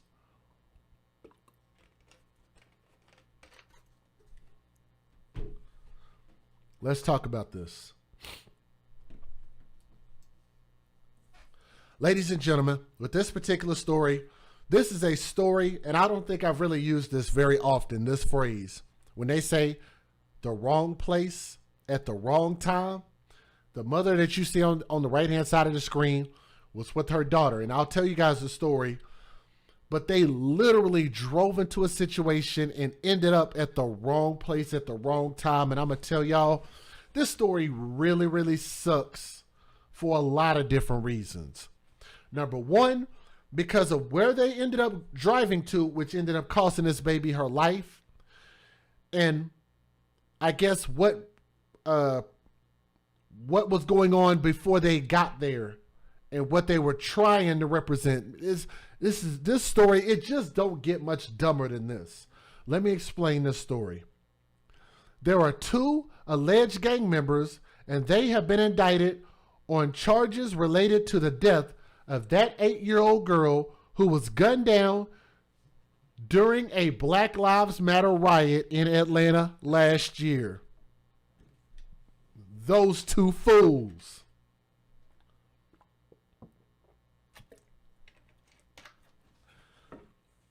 If I didn't tell you guys nothing else about this story, that one paragraph literally tells you everything that you need to know about this story. What's going on? Make This Go Viral TV. My sister, Ms. V, is in the chat. Much love.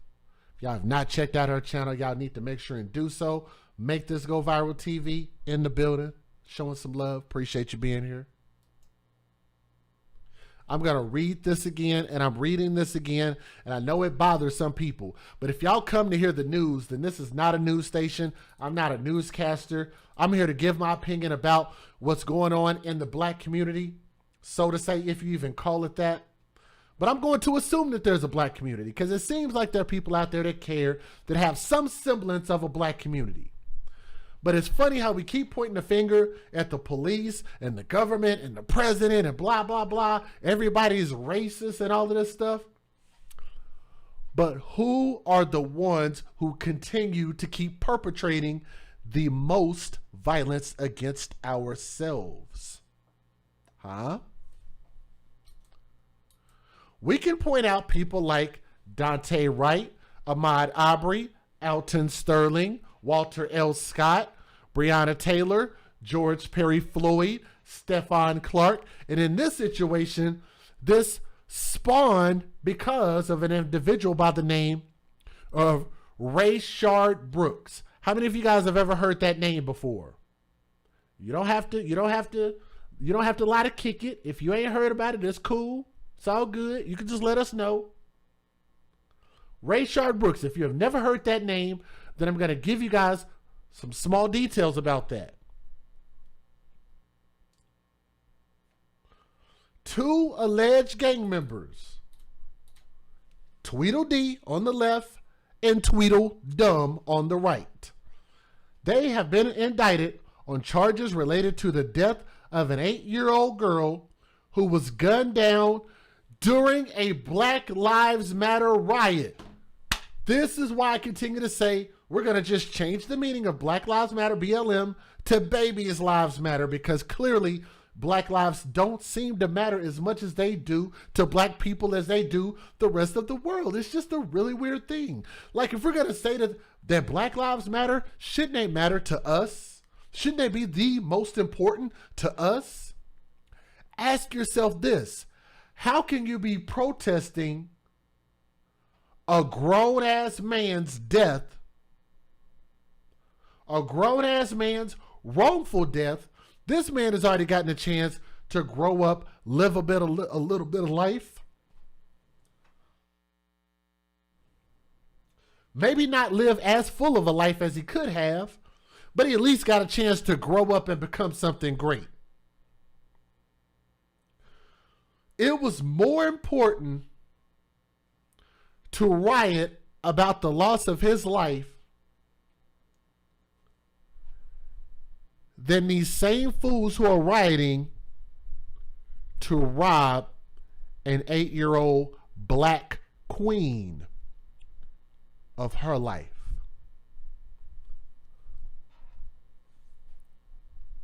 Let me tell y'all how this sounds to me. To me, this sounds like Black women are way up here. Then there's a big ass empty gap. There's somewhere way down there at the bottom is Black men.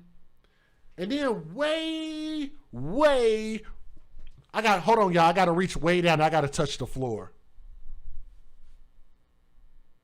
I got to reach down. Way down there on the bottom of the level of importance is kids. Way down there at the bottom. Y'all understand what I'm saying? The importance of children is clearly lacking. You are rioting for a dead man. You can't bring that life back. Why would you tear up your own city for a dead man? It's just like I try to explain to people, continue to keep opening these stupid GoFundMes, talking about we needs to bury our baby because we just didn't have no life insurance. We just didn't have no money for life insurance. We's doing the best we can to provide for our babies. Couldn't make the simple investment of life insurance like most normal human beings would have to do because everybody's going to die at some point. But you take all that GoFundMe money and you put it allegedly into the ground. And I say allegedly because I don't think no human being needs to be buried for $60,000 damn dollars. And I'm not saying this case. I'm talking about another case, not this story, another case of somebody who asked for $60,000. You're not going to bury somebody for $60,000 damn dollars. That's stupid when you won't even take that type of money and that type of effort and invest it into living children. Yes? If babies' lives matter like they should, then why would you not make that investment in children while they're living? Put them in better conditions. Have them when you can actually freaking afford to pay for them and take care of them and have them in a nuclear family in a protected environment under one roof in a safe neighborhood. Huh? If y'all know y'all living in a dangerous neighborhood, then why make kids? Simple. You ain't got money, why make kids? If you're broke, why make kids? Woo, wait. I know I just said a mouthful. I know some of y'all are just like, this boy is on fire.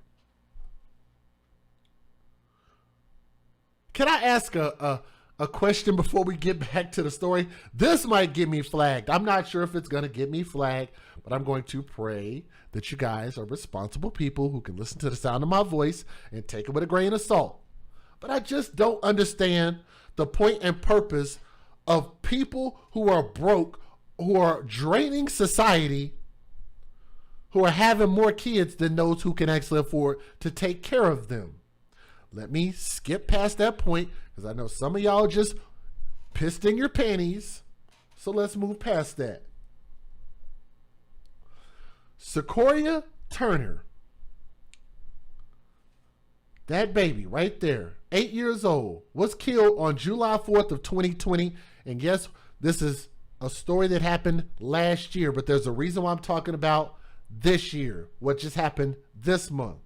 But she was killed on July 4th of 2020 while riding in an SUV with her mother and her mother's friend near a Wendy's restaurant where Rashard Brooks, who was 27 years old, a black man was killed by the white police. By a white police officer just weeks earlier.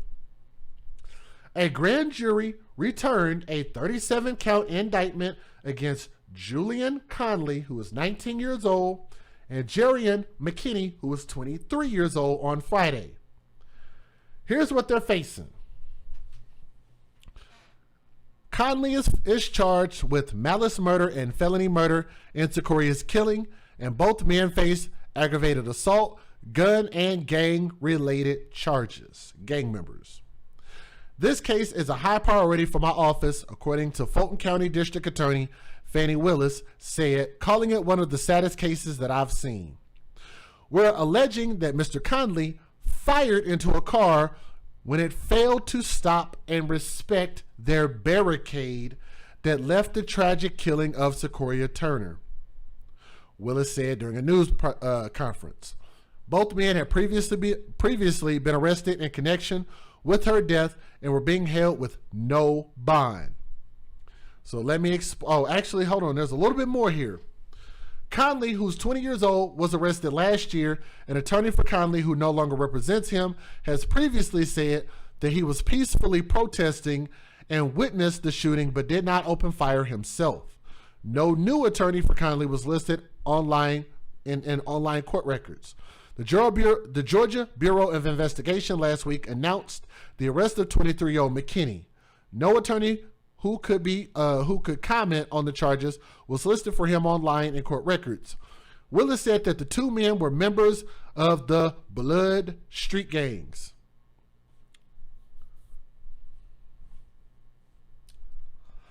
The Wendy's restaurant was set on fire the day after Rashard Brooks' killing, and people protesting police brutality camped out at the site during the weeks that followed.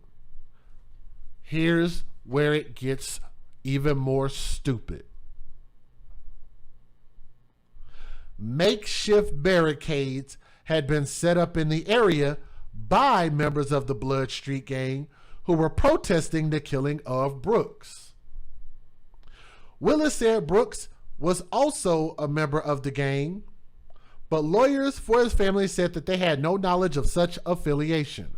But it seems like it makes sense because the Bloods seem to be very adamant about what they were trying to do. So it just seems like that makes sense.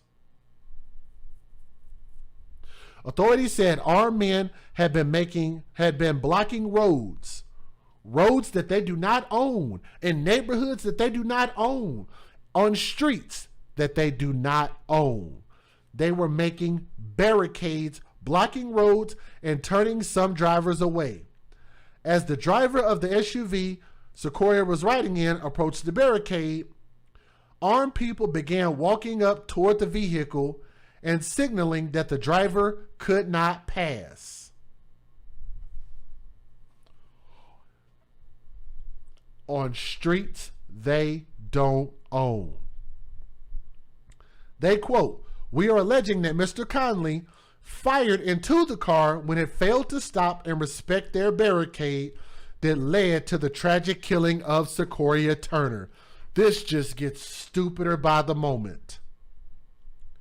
Willis said Conley and McKinney are accused of guarding the barricade and encouraging the commission of various crimes as part of their participation in the Bloods, including aiming a firearm at least two other people in the car the same day Secoriea was killed. L. Chris Stewart and Justin Miller, attorneys for the family of Brooks, said they have no knowledge or information regarding any alleged gang affiliation of Rashard Brooks. Willis said that she has video evidence that shows other people besides Conley and McKinney were involved in Secoriea's killing, and she urged anyone with information to call her office. The city stopped tolerating protesters occupying the Wendy's site after Secoria's killing, and the charged shell of the restaurant was demolished on July 14th of 2020. So let me get this right. In order to protest an alleged gang member, Rashard Brooks, murder by the police, you burn down, the solution is you burn down a Wendy's and shoot and kill an 8-year-old black girl.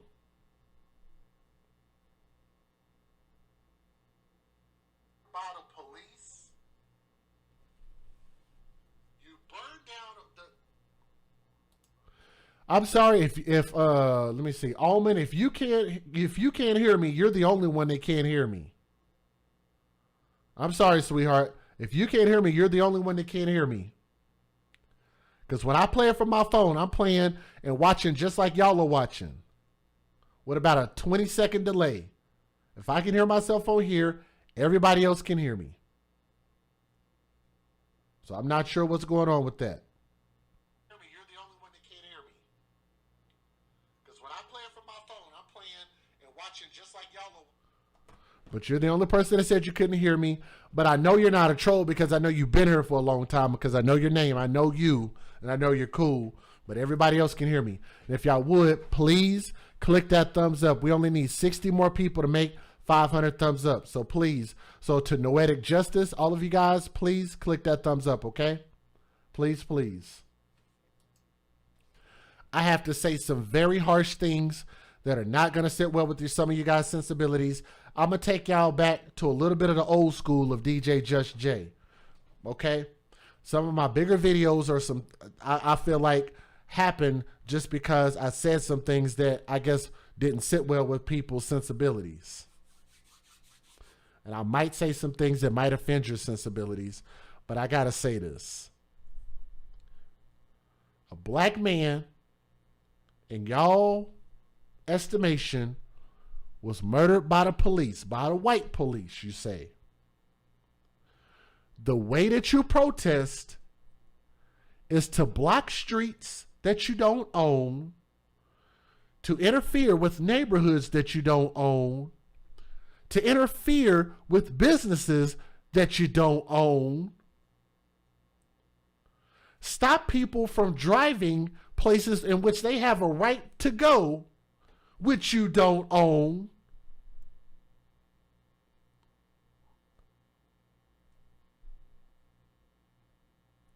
And I want y'all to look at this. Matter of fact, shout out to Tyler Perry, by the way, because Tyler Perry, I forgot I had this picture up here, but he paid for this baby's funeral. So shout out to him. But do y'all notice those two fingers that she's holding up like this? Does anybody know what that means?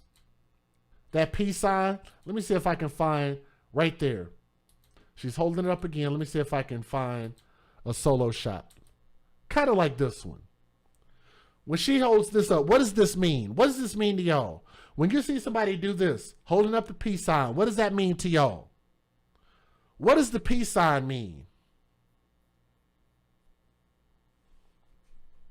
Does anybody have any idea? I'm going to see if I can get back to that picture. This one. Matter of fact, let me see if I can make this picture a little bit bigger. Give me just a second, y'all. Let's use this one. No, she's turned away. Let me use this one, because I like this picture better. Right here. What does that sign stand for? A lot of people have seen this sign. Some people might think it means peace and love. Some people might think it means like peace, as in like world peace, universal peace, unity. You could think of that sign as being like a universal good thing, right? But guess what that means to the thugs that took her life? What does the peace sign mean really to black people? What does it really mean? What does the peace sign really mean to black people? That peace sign, apparently this means to kill black girls. This sign means to kill black girls, and it means that children's lives don't matter to thugs. This sign means children do not need to be protected. The peace sign means that children don't have a future.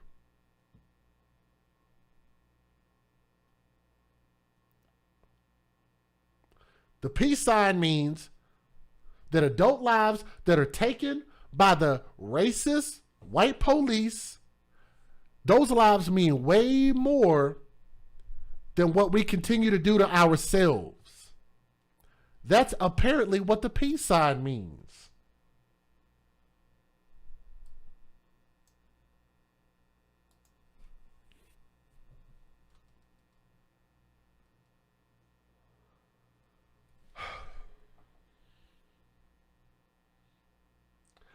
Because if it doesn't mean that, because I don't believe it means that, but if it does mean that, then how else would you explain the way that you show unity in the black community, show solidarity in the black community by saying we don't want to lose any more black lives by shooting and killing a young black 8-year-old, 7-year-old queen?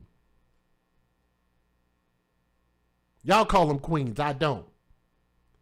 To me, this baby will be a little princess. Matter of fact, what does that even say about the fact that these black men, black power, which one is it, right fist? Black power, that these black men were willing to shoot into the car that had two black women in the car. Maybe they didn't see the little girl, but they saw two black women in the car and they shot at the car anyway. So how are you protesting for a black man and a black life when you're willing to kill black people to make white people look bad for taking a black life? And you're saying black lives matter and black lives shouldn't be taken, but we can take black lives indiscriminately?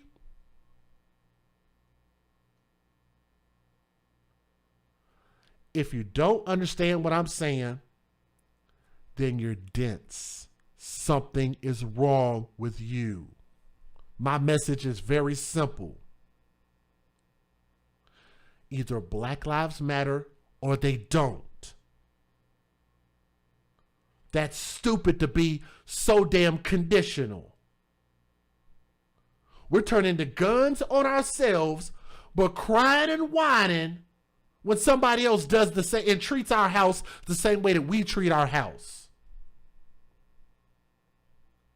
We keep our house nasty and filthy with trash and bullshit everywhere, but then get mad when you invite somebody over to your house or somebody comes over to your house and drops a piece of trash on the ground, and all of a sudden we want to have a freaking aneurysm about it. It breaks my heart to watch this continue to happen. And guess whose lives are being lost more than any? How many times am I going to have to do a story about children being shot at a goddamn Wendy's, at a McDonald's parking lot, getting shot 37 times, killing a baby girl, in a Chick-fil-A parking lot, and a shootout happens? Kids are playing at the park and a bunch of kids get shot. Kids are playing in front of their house and they get shot because fools are shooting across the breezeway at each other. Children can't even be safe inside their apartment houses because somebody comes and shoots it up and shoots up the wrong apartment building, the wrong apartment.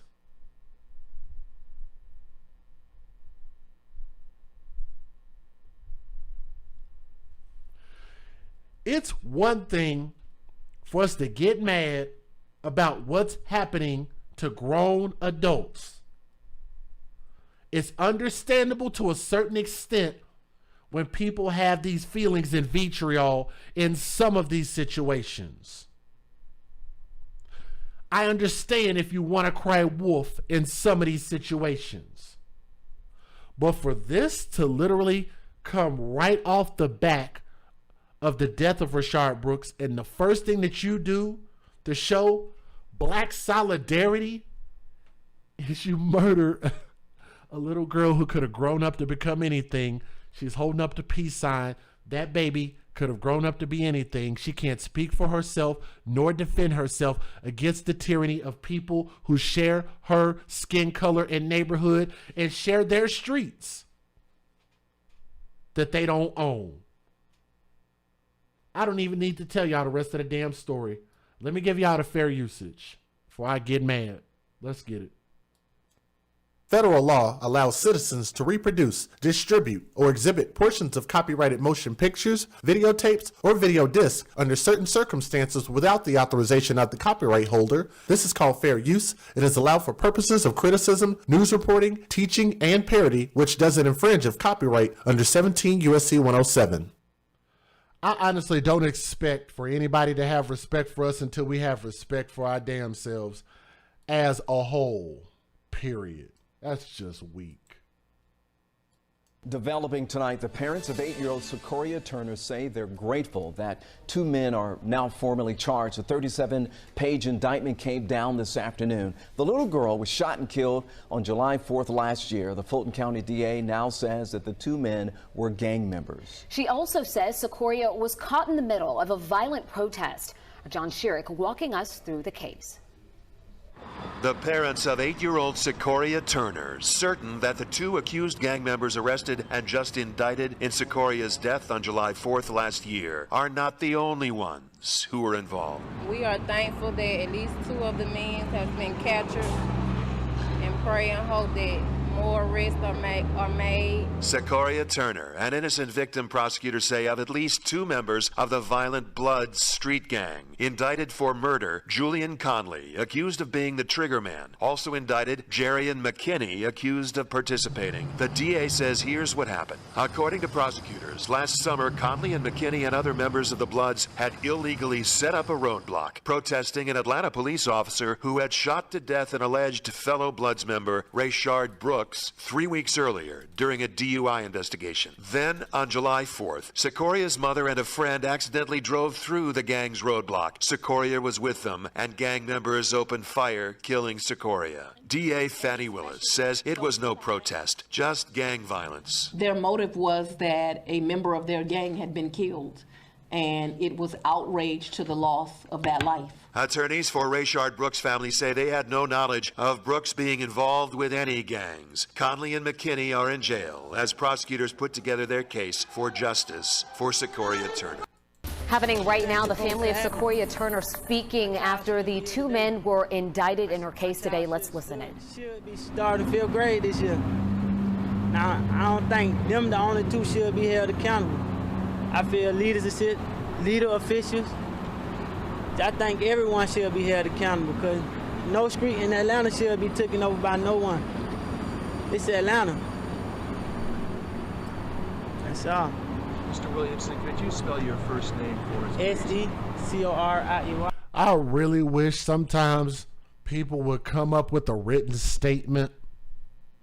If you're not good at speaking off the cusp, which I know I'm not good at it, I think it'd be best to just come up with a written statement. I don't mean no disrespect to the father, but I don't know. I just think it'd be a better look.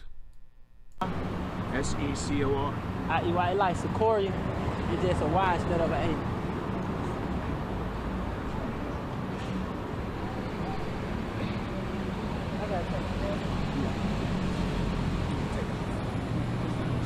And let me correct you guys in the chat. For those saying that it had nothing to do with protests, this was gang violence, it was both. I don't even understand why that would be a point of contention in the chat right now, but let me explain. It was both. It was gang violence and it was a protest. The death of Rayshard Brooks sparked the protest, and the protest participants happened to be gang members also. So it was both. Like, why would we even argue that? We are thankful that at least 2 of the men. Both of them were senseless. The protests were senseless. The death of Rashard Brooks was senseless. The death of this baby was senseless.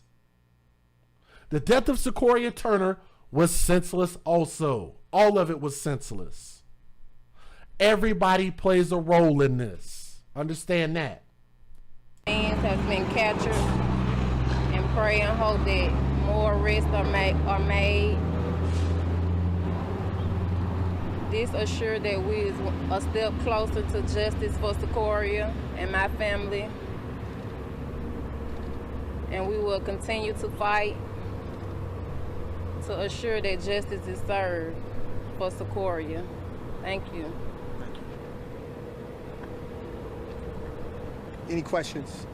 What elected officials do you think are responsible for this? Those that we've listed in our lawsuit. City Council, Mayor, as well as the interim police chief. They're all listed in the lawsuit. We spell it out very clearly, and this criminal investigation has just, again, underscored the unthinkable happened in Atlanta. Has the city filed a formal response to the lawsuit yet, and what is your reaction to the city's response? Okay, we have just been listening to the parents of 8-year-old Secoriea Turner speaking after 2 men now face 37 charges in connection to her death. Those parents saying that they're grateful for that action, but they do believe that others should still be held accountable. You can read much more about this case and its history and how it connects to a police shooting that happened just weeks before on 11alive.com. Now at 11. And yes, I agree, Leanne. Leanne said both lives were black, and isn't that the point? One life is not more important than anyone else's. I totally agree. Thank you for saying that. That's my point. If the lives matter, then the lives matter. And I believe that babies' lives matter, and they should matter first and above all. New clue in the search for the killer of an 8-year-old girl in Atlanta. Newly released video shows a man carrying an assault rifle the night Secoriea Turner was shot and killed. It's a killing that outraged the city during a violent weekend. Yeah, that's right, Aisha. Now police are determined to track down the people responsible for Secoriea's death. Today, we learned officers are looking for multiple suspects now. Chilling surveillance video you can't turn away from. A man in a white shirt and dark pants walking with an AR-15 assault rifle. Atlanta police think he could know something about the killing of 8-year-old Secoriea Turner. I'm confident that somebody knows the name of this male. Secoriea was in a car with her mother and a friend on July 4th when a group confronted them Saturday night on Pryor Road in southeast Atlanta. Someone opened fire, hitting their car multiple times, striking Secoriea, killing her. We didn't mean no harm. My baby didn't mean no harm. Somebody knows something. You shot and killed a baby. And it wasn't one shooter, there were at least 2 shooters. APD says this isn't the only person they want to speak to. So we believe at this point there's going to be at minimum of 3 additional suspects. Take another look at this video as we think about that. 3 additional suspects. If they are convicted, I want y'all to think about this for a moment. We're going to have to start doing like these little math problems. Think about how many black lives will be lost to this senseless situation. Rashard Brooks, Secoriea Turner, and potentially 3 other suspects.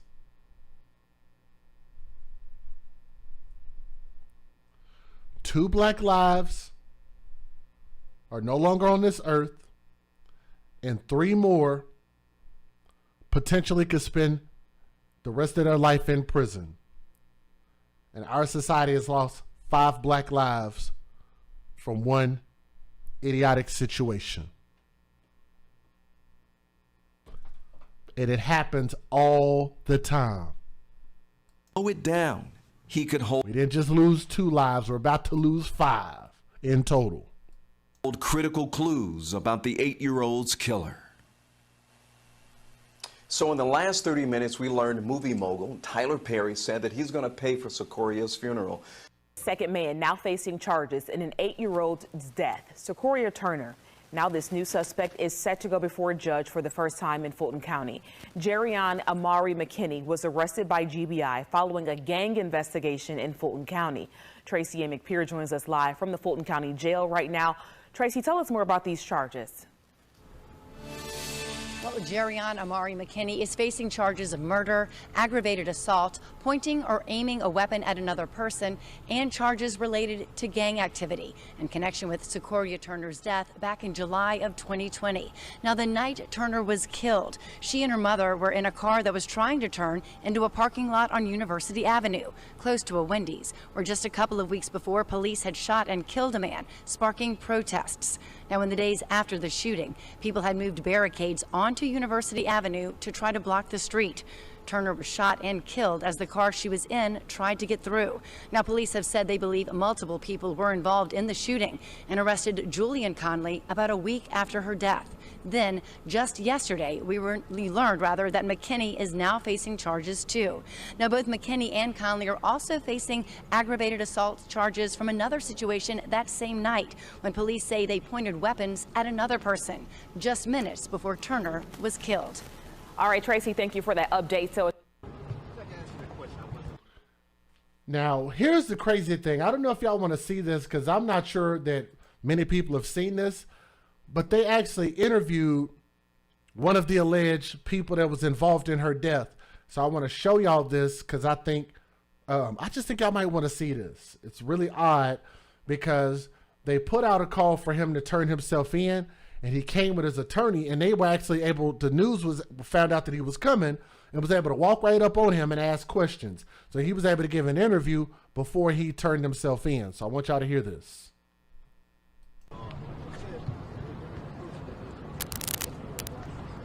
Simply because once we identified him as the person being in that picture, we refused to talk to the police. So they felt like since we refused to talk, they'll go ahead and issue a felony murder warrant. And that's what happened in this case. He's being arrested solely because he refused to cooperate. So you're saying this is retaliatory? Absolutely. It's no question. If they had evidence that he killed this child, they would have certainly made an arrest before now. But they decided that once I identified him as the person in that picture and we wouldn't cooperate, then they decided, let's show him. We're going to issue a murder warrant. And he's still saying he didn't shoot anyone? Absolutely. He never fired a weapon at all that day. And why did he have a gun out there? Because the Second Amendment to the Constitution says you have a right to carry a weapon in the public. And that's what he was doing, exercising his Second Amendment right. Yeah, what's that in the bag, Jack? Those are the things that clean underwear and things like that, because we know it's going to be a while, so we want to make sure that he has underwear and T-shirts. And he told me the other day, I don't know if he said, Secoriea had her funeral day. Anything you want to say to the family? Not at all. He just simply hate that that child lost her life. And I know you said Second Amendment was allowing him to have that gun out there, registered licensed gun owner for that gun? He just has a right to carry a weapon in public. You don't need a license to do that. Thank you. Boy.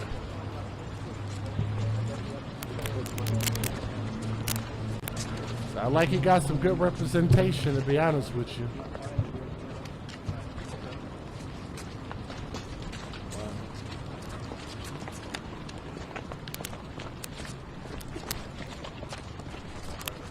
Can't be mad at somebody having good representation.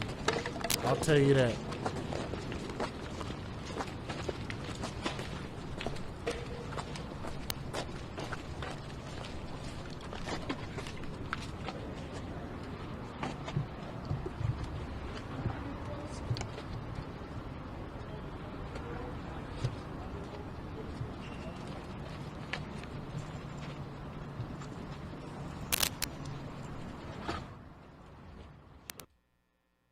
New at 5, 2 men now facing 37 charges after an 8-year-old girl was shot and killed in Atlanta 1 year ago on the 4th of July. The district attorney is accusing them of being gang members set on trying to control a street after police shot and killed Rayshard Brooks nearby a couple of weeks before. 11 Alive's John Sherrick has more on today's indictment. And John, what's interesting here is only one of the men is charged with murder in Secoriea Turner's death. And the DA said the charges, as they are listed in the indictment, are appropriate to what happened. Secoriea Turner, 8 years old. District Attorney Fonnie Willis says she was the innocent victim of gang violence. Julian Conley, accused in this case of being the triggerman.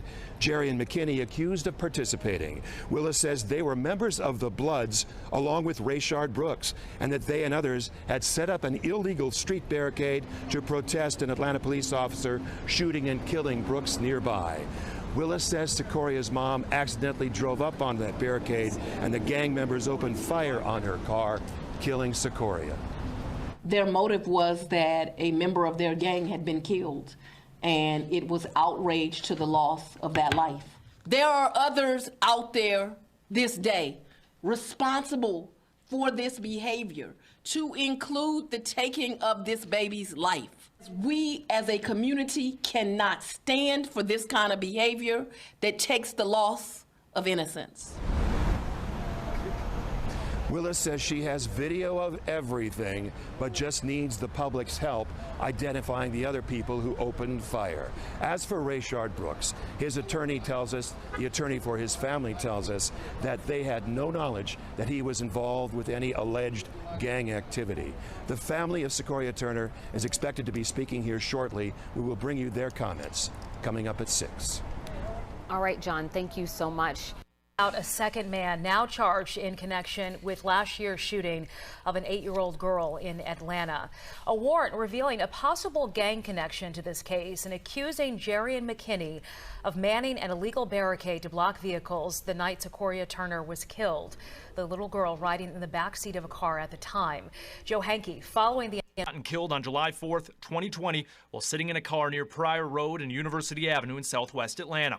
Weeks earlier, on June 12th, and yards away, an Atlanta police officer shot and killed Rayshard Brooks in a nearby Wendy's parking lot while trying to arrest him for DUI. Prosecutors claim in the warrants the Bloods gang and others took control of a stretch of University Avenue in response to the killing of Brooks and used barricades and violence through the brandishing, pointing, and discharging of firearms at citizens and civilians to ensure compliance with their authority in a highly visible manner. The warrants also detail the Bloods' involvement the day after Brooks' death in burning the Wendy's where he was killed. Jerry McKinney's arrest warrants identify him and co-defendant Julian Conley as Bloods' gang members or associates based on evidence collected by the GBI. On July 4th, McKinney and Conley and other unnamed co-conspirators are accused of stopping and pointing guns at a MARTA bus driver before allowing the bus through the roadblock. According to the warrant, hours later that night, a car pulled up. Conley, McKinney, and 3 others pointed their guns at the driver and forced him to turn around. Minutes later, the car with Turner inside approached, received a similar response, and the driver then attempted to drive around the barricade. Conley began to discharge his weapon, an AR-15 style rifle, and McKinney chased the vehicle down the road away from the area. 11 days after the shooting, Julian Conley turned himself into Atlanta police to face murder charges for Turner's death. McKinney is also charged with aggravated assault for allegedly pointing his gun at the driver who approached the roadblock moments before Turner was shot. He remains in jail tonight, charged now with murder, aggravated assault, and several crimes under Georgia's criminal street gang law. And again, I'll tell you guys, this whole thing is senseless. And again, I'll remind you guys about that peace sign. That peace sign is supposed to mean something positive, but clearly it doesn't mean anything to these people that took that baby's life. This little girl could have grown up to become anything. She could have grown up to make a change in the world, but I think she should be given an opportunity to be able to live that out and do so. But again, I think it shows maximum hypocrisy, and the rest of the world is going to continue to call this out, because I know that there are a lot of people out there that be like, you know what, people shouldn't say that black lives should matter to black people if you're not a black person. Yeah, actually, everybody should be able to say that, especially when they see what you're doing is a detriment to your own kind. Everybody should have the right to voice their opinion about those things. People get mad about stereotypes rather than just choosing not to live the stereotypes. Stereotypes don't mean a damn thing if you don't live by them. I know we have people out there that are going to say, well, this is why we need to change the laws back and we need to get the guns off the street. No, guns are going to be in thugs' hands regardless. So it seems like it makes sense that regular citizens ought to be able to arm themselves to be able to protect themselves and their families. But the fact that these individuals took over streets that they didn't own, barricaded streets that they didn't own, bombed and burned a restaurant that they didn't own, stopped a mother with her child and friend in the car that they didn't own, told them to turn around, they didn't know what was going on, and got shot at, and killed that baby girl to prove what point? That we run this city? Really?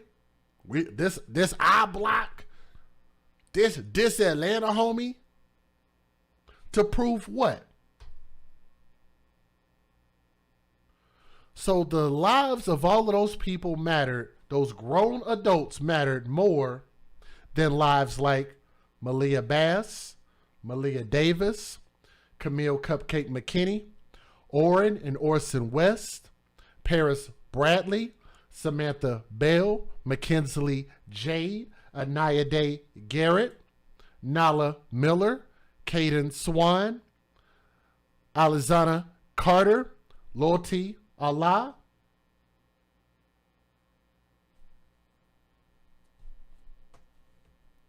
and this baby here.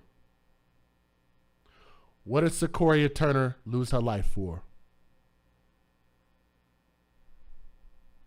It was senseless.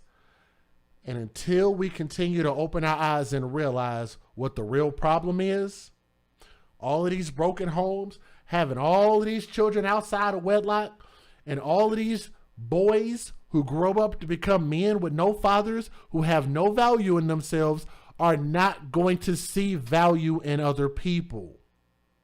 I continue to keep saying this. The problems start at home. And now others are having to suffer because of that, because they're running around rampant and festering around everybody else. But nobody's going to continue to call that out, and nobody's going to see that as a problem. But the problem starts at home, and we have to start valuing nuclear families, and we have to start valuing good fathers and good mothers, or better yet, great fathers and great mothers. And we really have to start getting back to loving ourselves, like truly loving ourselves. And this is just a situation that sucks all the way around. So my condolences to the biological mother and father, to the family and friends of Secoriea Turner. Secoriea Turner, young princess. Let me see if I can find a good picture of her, even though I like that one. She used this one. R.I.P. I'm DJ Just Jay, and I thank you guys so much for listening with an open mind. More importantly, with an open heart. And from my heart to yours, I love you all. Thank y'all so much for listening to the story. Thank you.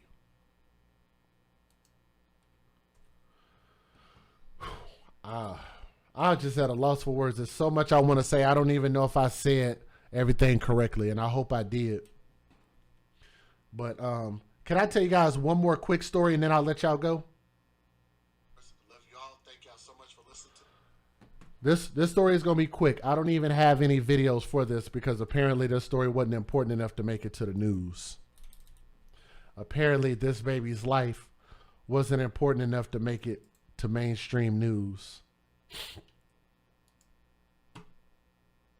Real quick story. I only got 3 photos of them. That's how y'all know this is a really, really short story.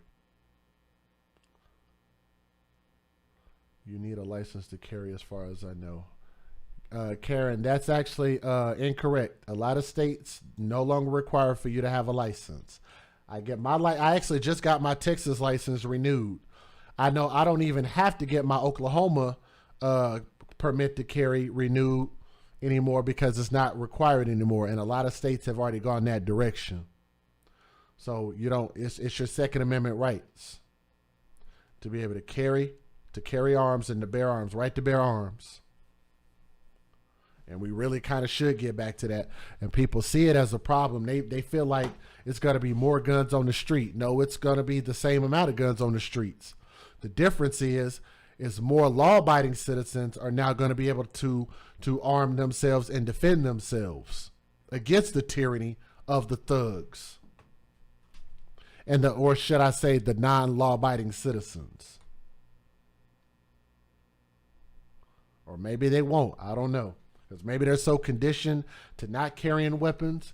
I'm sorry. Like these last two stories have just really ruined my mood. I'm sorry. Like I was kind of jovial at first and now I'm just in a funk. But I do want to tell you guys about this particular story. Let me pull it up real quick. Then we'll wrap up. Let me say thank y'all so much. We have 481 thumbs up. We were almost at 500. But if y'all do want to get us to 500, all we need is... we need 18 more people to click that thumbs up. 18 more people to click that thumbs up.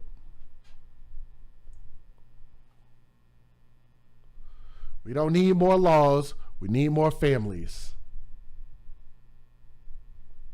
Can somebody post that in the chat? It's going to be a new AFC hashtag.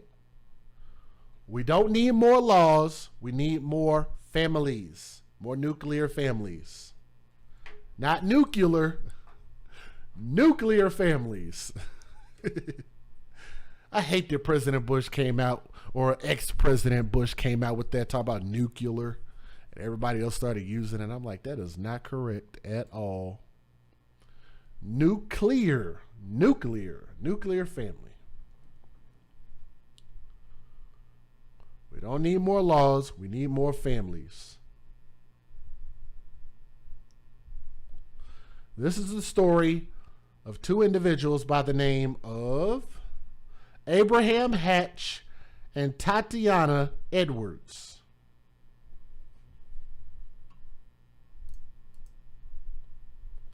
Ladies and gentlemen, this story, I'm not going to keep you guys too long, but this is the story of the individual that you see on my screen. Her name is Tatiana Edwards. It's spelled Tatyana Edwards. She's 26 years old. And the idiot that you see right there, that is Abraham Hatch, Hatch. 19-year-old Abraham Hatch turned himself in to Mobile police on Sunday on charges of capital murder.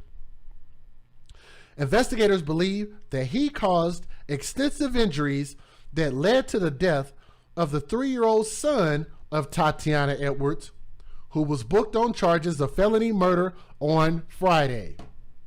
Let's just stop right there. Let's stop right there. You guys know I have a hashtag where I say, hashtag when you date thugs, you date death, right? And you know, I've been carrying on this thing, I think ever since the Anaya Day Garrett story. And I've been talking about this point for a while. And I believe that the person that takes their children to the thug zoo and leaves their children in the thug lion cage, and that thug lion mauls and murders their children, I've been saying for a while now that that individual, which in this case it would be the mother, because she's the biological mother, that's the boyfriend, should be held just as accountable as the lion who murdered the baby. This is a situation where I think we're starting to follow that trend. So I'm thankful to be reading you guys this story. It's really quick. Let me tell you this. So they've both been booked. And according to Mobile police, Tatiana Edwards, 26 years old, the mother, surrendered herself to Mobile Metro Jail on August the 13th of 2021. And I hope I'm saying Mobile, whatever it is, it's close enough. Turned herself in on August 13th, 2021, which was only about 5 days ago, for her involvement, which led to the death of her 3-year-old son. And I don't think we have a name or a picture as of yet, because this just happened, but I don't think we have that information yet. But detectives presented information on the case to Mobile County District Attorney's Office. After an assessment of the information, detectives obtained a warrant for felony murder. On August the 8th of 2021, police officers responded to USA Children and Women's Hospital in reference to a potential child abuse case. MPD states that the child had been transported to the hospital after being found unresponsive in a full cardiac arrest when Mobile Fire and Rescue responded to the initial scene. The child, unfortunately, succumbed to the resulting injuries on August the 11th of 2021, one day after my birthday. Isn't that something?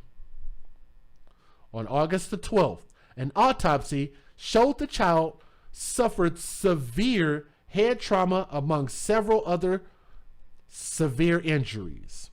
It appeared the child had been abused over time.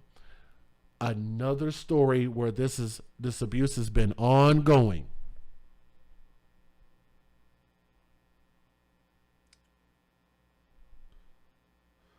I think that's all the information I have about that story. If I get some more information, I have to tell you guys about it. But again, like I say, I think this is a perfect example that I think that this state, this county, should prosecute her to the fullest extent for putting her child in this level of danger and probably participating in this level of abuse to this child, especially over a period of time. They both are responsible. Neither one of them protected this kid. And I think that they both deserve life in prison. And I think that there should be a special place in hell waiting on them when this time on earth is over. People like this should never be out of prison. They shouldn't even be in our society. Anybody who hurts our babies and hurts our children should never be allowed to be in our society, because those babies can't speak for themselves, nor can they defend themselves against the tyranny of their caretakers. They depend on us for each and everything that they get.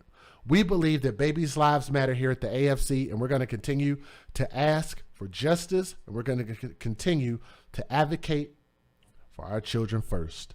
We hope to get justice against both of these individuals for what they did to that baby. And to that baby, R.I.P. Thank you guys so much for listening to this story. Please make sure you guys continue to like, share, and subscribe to the AFC podcast. All right. We're going to continue to support our babies. All right. Peace. Want to thank you guys so much for joining us on this particular stream. That's going to wrap us up. And I thank all of you guys who were able to support us in a financial way. I know not everybody was able to do so, but we do have a lot of channel members and moderators showing a lot of love. People on Patreon showing love. We had love from Patreon, Venmo, PayPal, Cash App, from a lot of different places. Like I say, even if it's from a smaller group of people, I appreciate you all, and it all adds up. And I thank you guys so much for continuing to support our message, because this is not a me thing, it's a we thing. We're doing this together. Thank you guys so much, and continue to make change in our world for our children.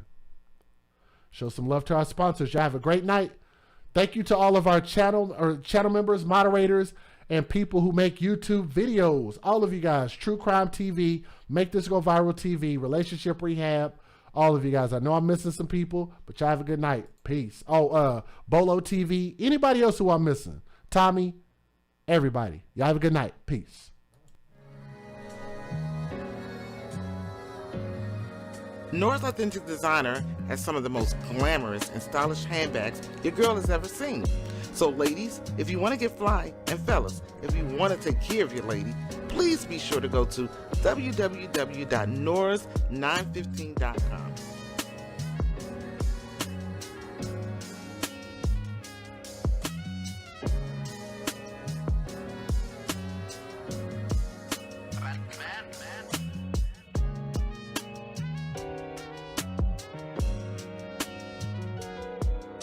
www.noras915.com.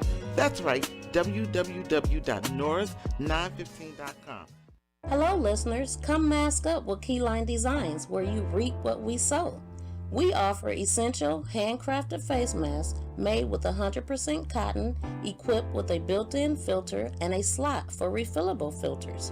Our masks have many uses, like riding motorcycles, ATVs, while out in public places, outside exercising, lawn and gardening, and helps prevent the spread of germs. We offer bling, sports logos, monograms, many assorted fabrics and colors. We make child-sized masks starting at the age of 2. Come join us today for the launch of our new website at keylinedesigns.com. Please be sure to like and follow our page on Facebook. Our links can be found in the description box of this video. Thank you.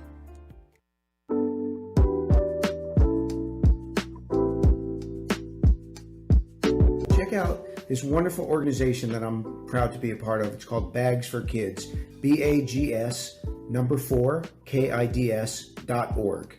And check out their website. They really help a lot of kids in foster care, giving them a permanent piece of luggage and also a lot of items that they might need so that they feel that they belong, which they do. So go to the website, bags4kids.org. So go for it. It's a great place, and they're doing great work.